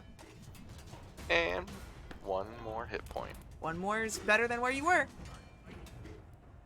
So, Percentage-wise, it's quite a bit. with that, it is going to be Deadeye's turn. And you know what? Deadeye is going to try and take this grapple and use it to his advantage. He's going to try and throw you, Haven, over the banister. I want you to make for me either an athletics or an acrobatics check here. Well, since I'm raging, I have advantage on athletics checks, so.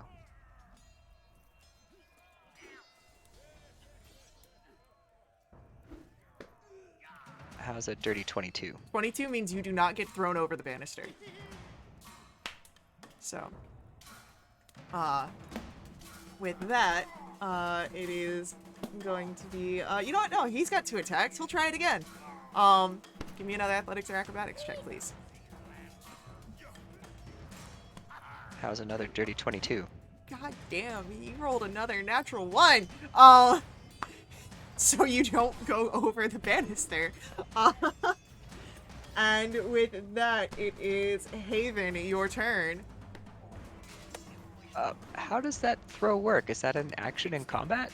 I'm Like a essentially, shove? yeah, I'm essentially using a shove mechanic here. I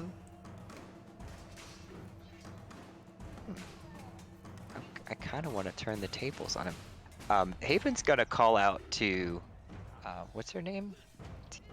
Tiara? Tarina. Tarina? You want this one dead or alive? I said before, kill them all. Ah, you heard what she said.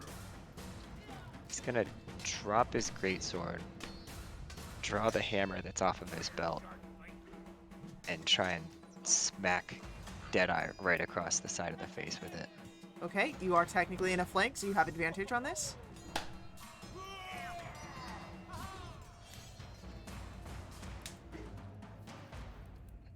Does an 18 hit? Alright, an 18's gonna hit. I believe that's 8 bludgeoning because I'm raging. You do get extra damage because you're raging. And you hear the grunt of pain. You can see some of the blood come from the sheer force of the skin, but he's still in fighting condition. I'm going to use some of my movement to drag him over. I want to know why Mel disappeared down the stairs, so I'm going to start dragging him that way, like kind of towards the top of the stairs and past the bodies of the 2 dead pirates. So Yeah. you do want to join these 2. We can arrange that.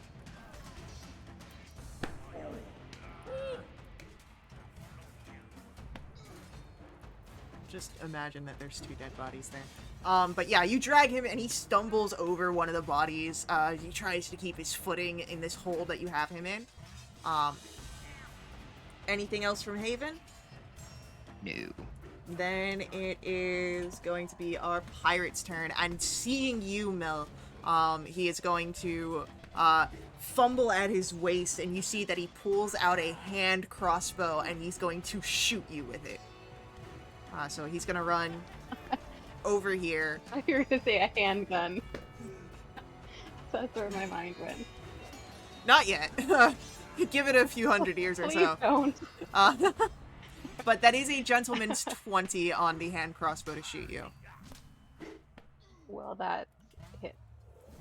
And that will be 6 points of piercing damage.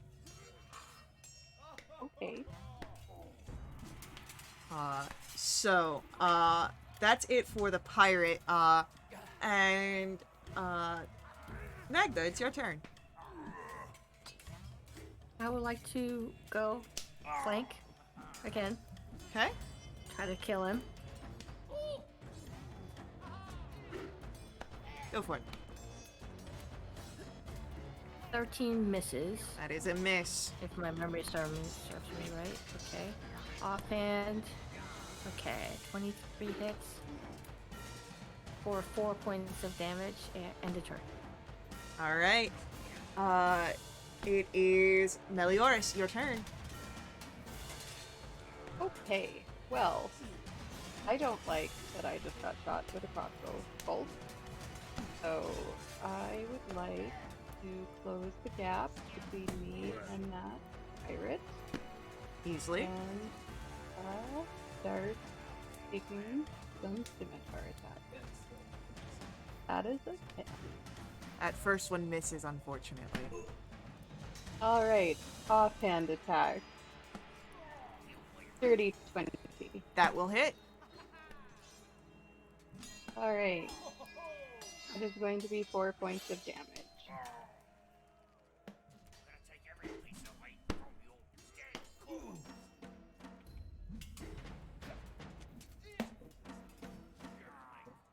All right. As Meliors, that'll be the end of your turn. We do come back to the top of the round with Saren. What would you like to do? I'm going to Sacred Flame Deadeye. It works. Finish him.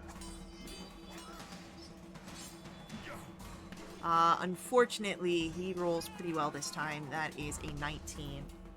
Oh, no damage then. All right. I'm gonna move up just a little bit. All right.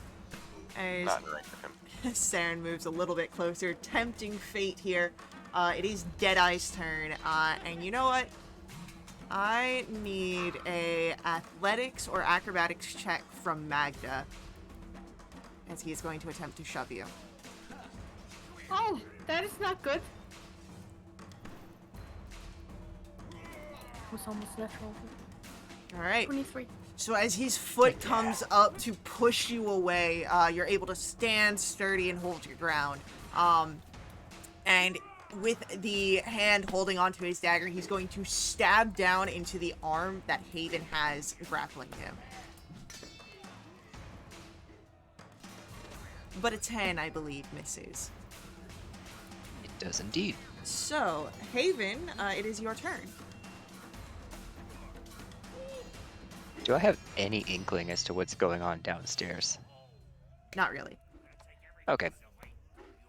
Then I am going to take another strike with my hammer, which is actually a mace, but we won't get into that, and try and smack him on the side of the face. Maybe I'll use like a backhand this time, like the follow through after the previous attack, just go back the other way. See if I can break his jaw. And I guess I still get advantage from Magda, don't I? You do. Does a 15 hit? A 15 just hits.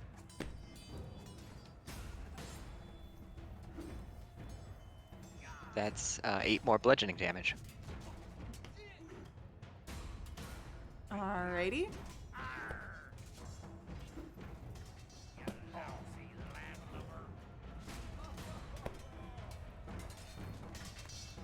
Alright, our Deadeye is starting to look very rough off.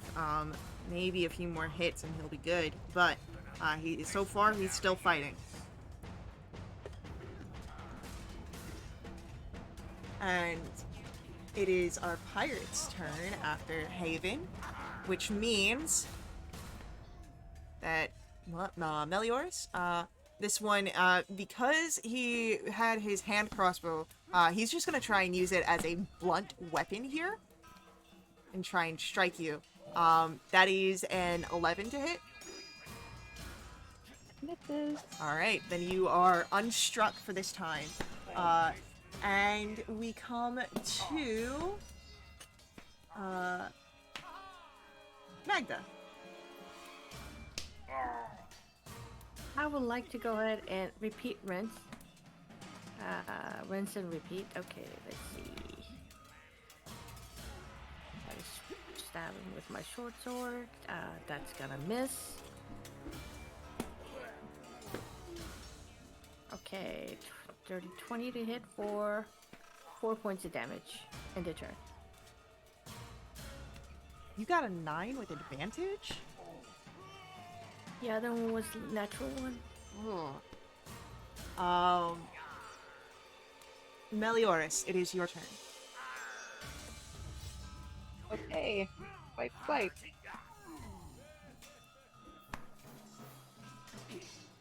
That is an 18.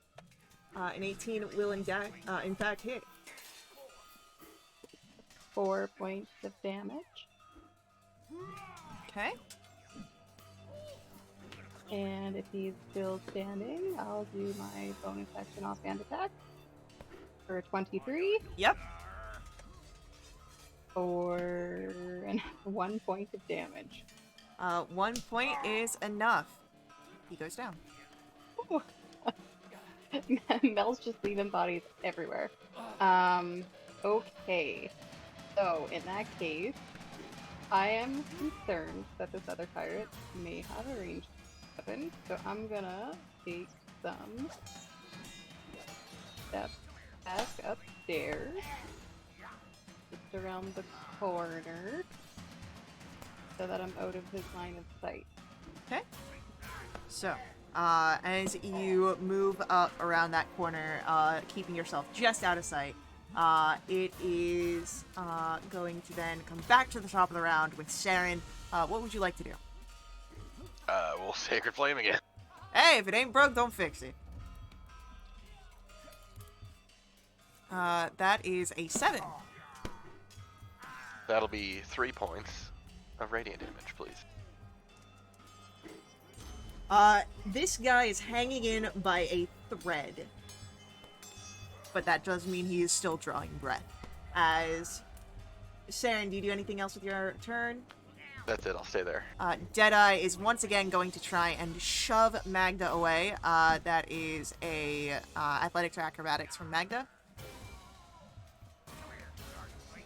This time you are pushed as he gets a 16. So as his foot comes up, you are shoved 5 feet away from him. And he is going to use his second attack to try and draw you, Haven, from his back down onto the ground. Athletics, acrobatics.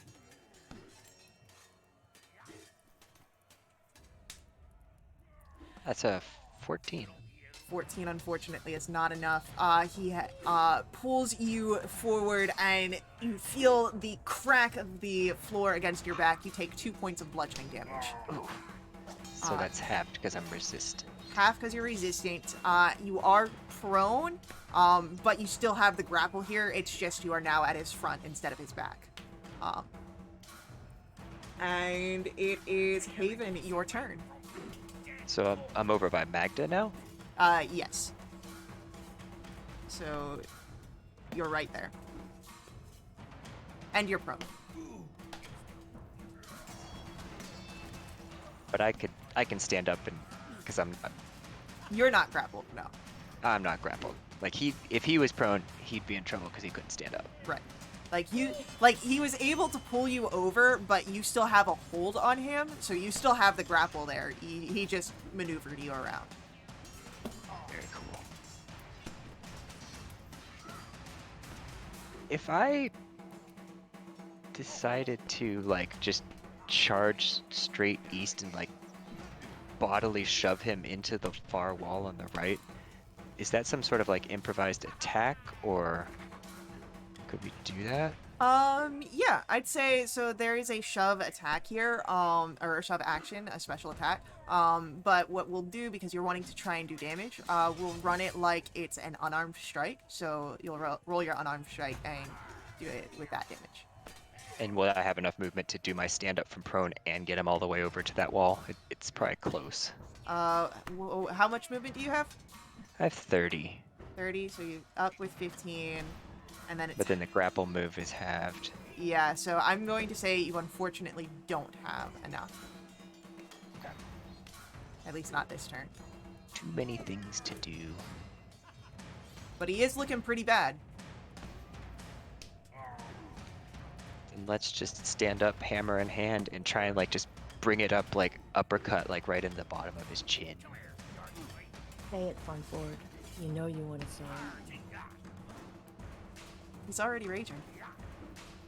Oh, I want him to say it's hammer time. Oh, I was wondering what I was supposed to be saying. But it's not a hammer, it's a mace. It's a mace reskinned as a hammer. Roll Because your- there's no D6 bludgeoning hammers in this game. How's about a natural 20? Yes, that'll I believe hit. it's hammer time, Magda. Thank you. He saves it for So the nat that- 20s. is 11, 13 points of bludgeoning damage. 6, 8, 11, and then plus your, yeah, 13. Would you like to paint a picture? I mean, we can continue where we were. He flipped me over his back onto the floor. Haven's like kind of crouched on the ground, looks up at him, just sneers, grabs his hammer, and just stands up to his full 6'4" height, like just does a giant, like almost like jump squat, and brings the hammer up right underneath the chin of Deadeye, just smashing his jaw and knocking his head almost backwards, like breaking his neck in the process. As you hear the clamp of the jaws and the breaking of bones, the tearing of the muscle and tendon, you see as the body goes limp. And for a moment, Haven, you're not looking at a pirate, but a patriot in an alleyway on a night not terribly long ago. But it only flips in your mind for a moment before it goes away. And, Haven, that'll be the end of your turn, yeah? I'm gonna use the remainder of my movement to start heading toward the stairs because I saw Mel going that way and haven't found out what she's doing. Sounds good. It is our pirate's turn, and, 1, 2, 3,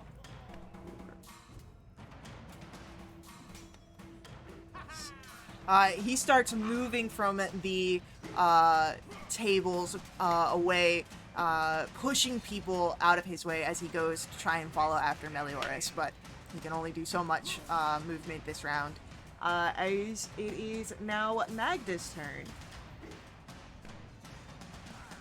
I go, oh, Sarah, I would like to just take a moment to give Brent a shout out for the hammer time because I think he and I had the same thought at the same time. Anyway, I would like to go follow. No. I'm gonna go over to kind of towards Sarah. Are you okay? I'm still standing. Okay, and then I head to follow Haven. Okay. Melioras, you come to your turn.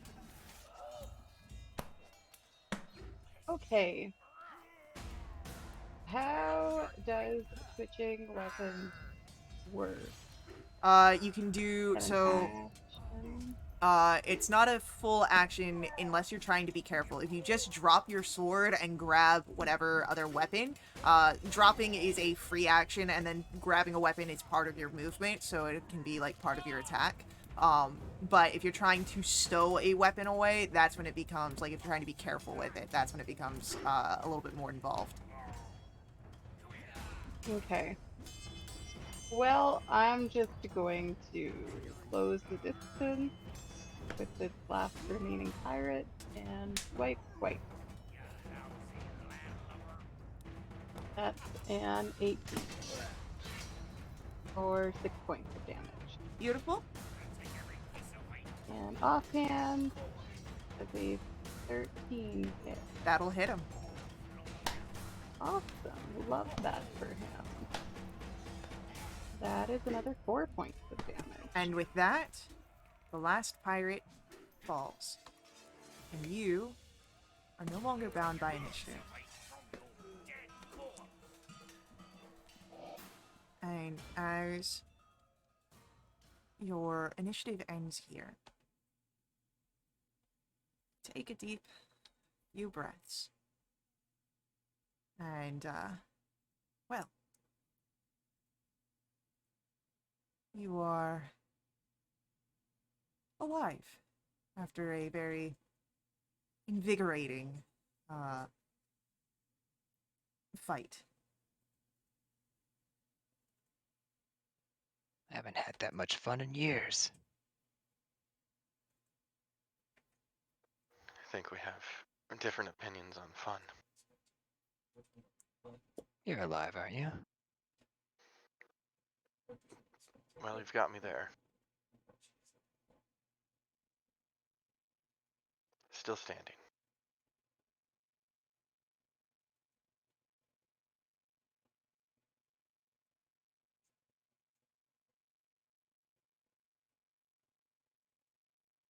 Haven's gonna move back over by where Saren is because that's where he dropped his great sword, and he's gonna collect that. Easily done.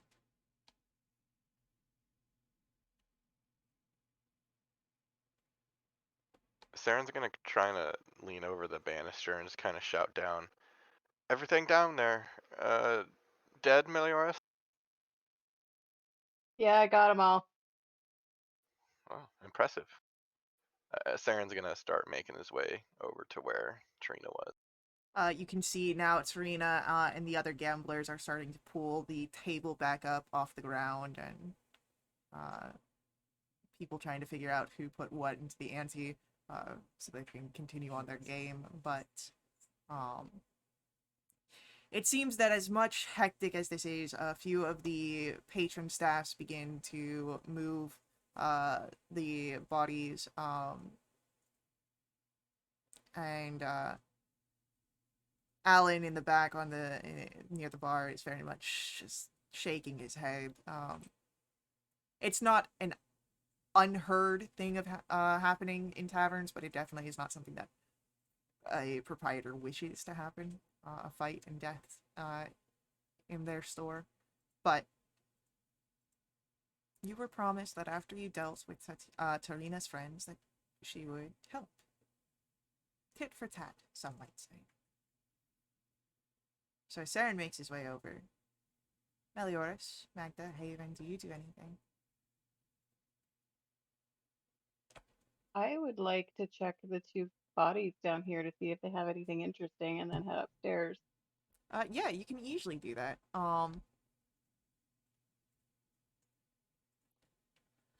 They don't seem to have much on them. Each has a coin purse, but it seems that they were perhaps low on their funds, as they only have one coin, one gold coin each. Probably had spent it already before coming to this tavern.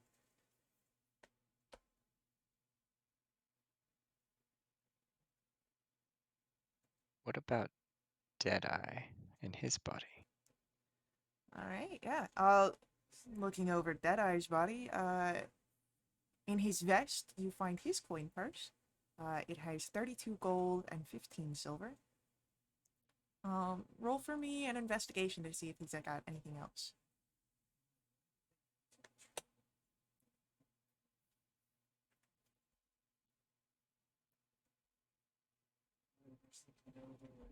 Nine. Yeah, you see that he's got two necklaces that seem to be of gold, and then a blackened ring that has a white pearl set in it.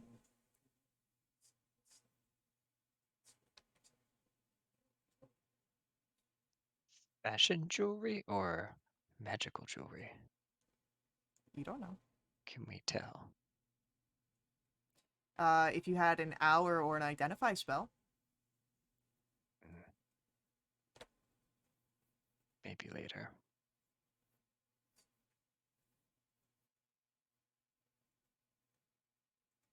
but as you collect your goods, saunter over to your informant. This is where our first episode is going to end. So, thank you to our players for playing. I hope you guys are excited for the stories that we are going to tell. Thank you to our viewers for viewing. I hope you guys enjoyed this as well. I'll see you guys in our next stream, but until then, head over to wildewitch.com. Check us out there. Join us in our Discord to jump in a game yourself. Keep up to date with all of our announcements, and you can find our VODs over on YouTube. As always, may the ever-burning light forever guide your steps. Laters.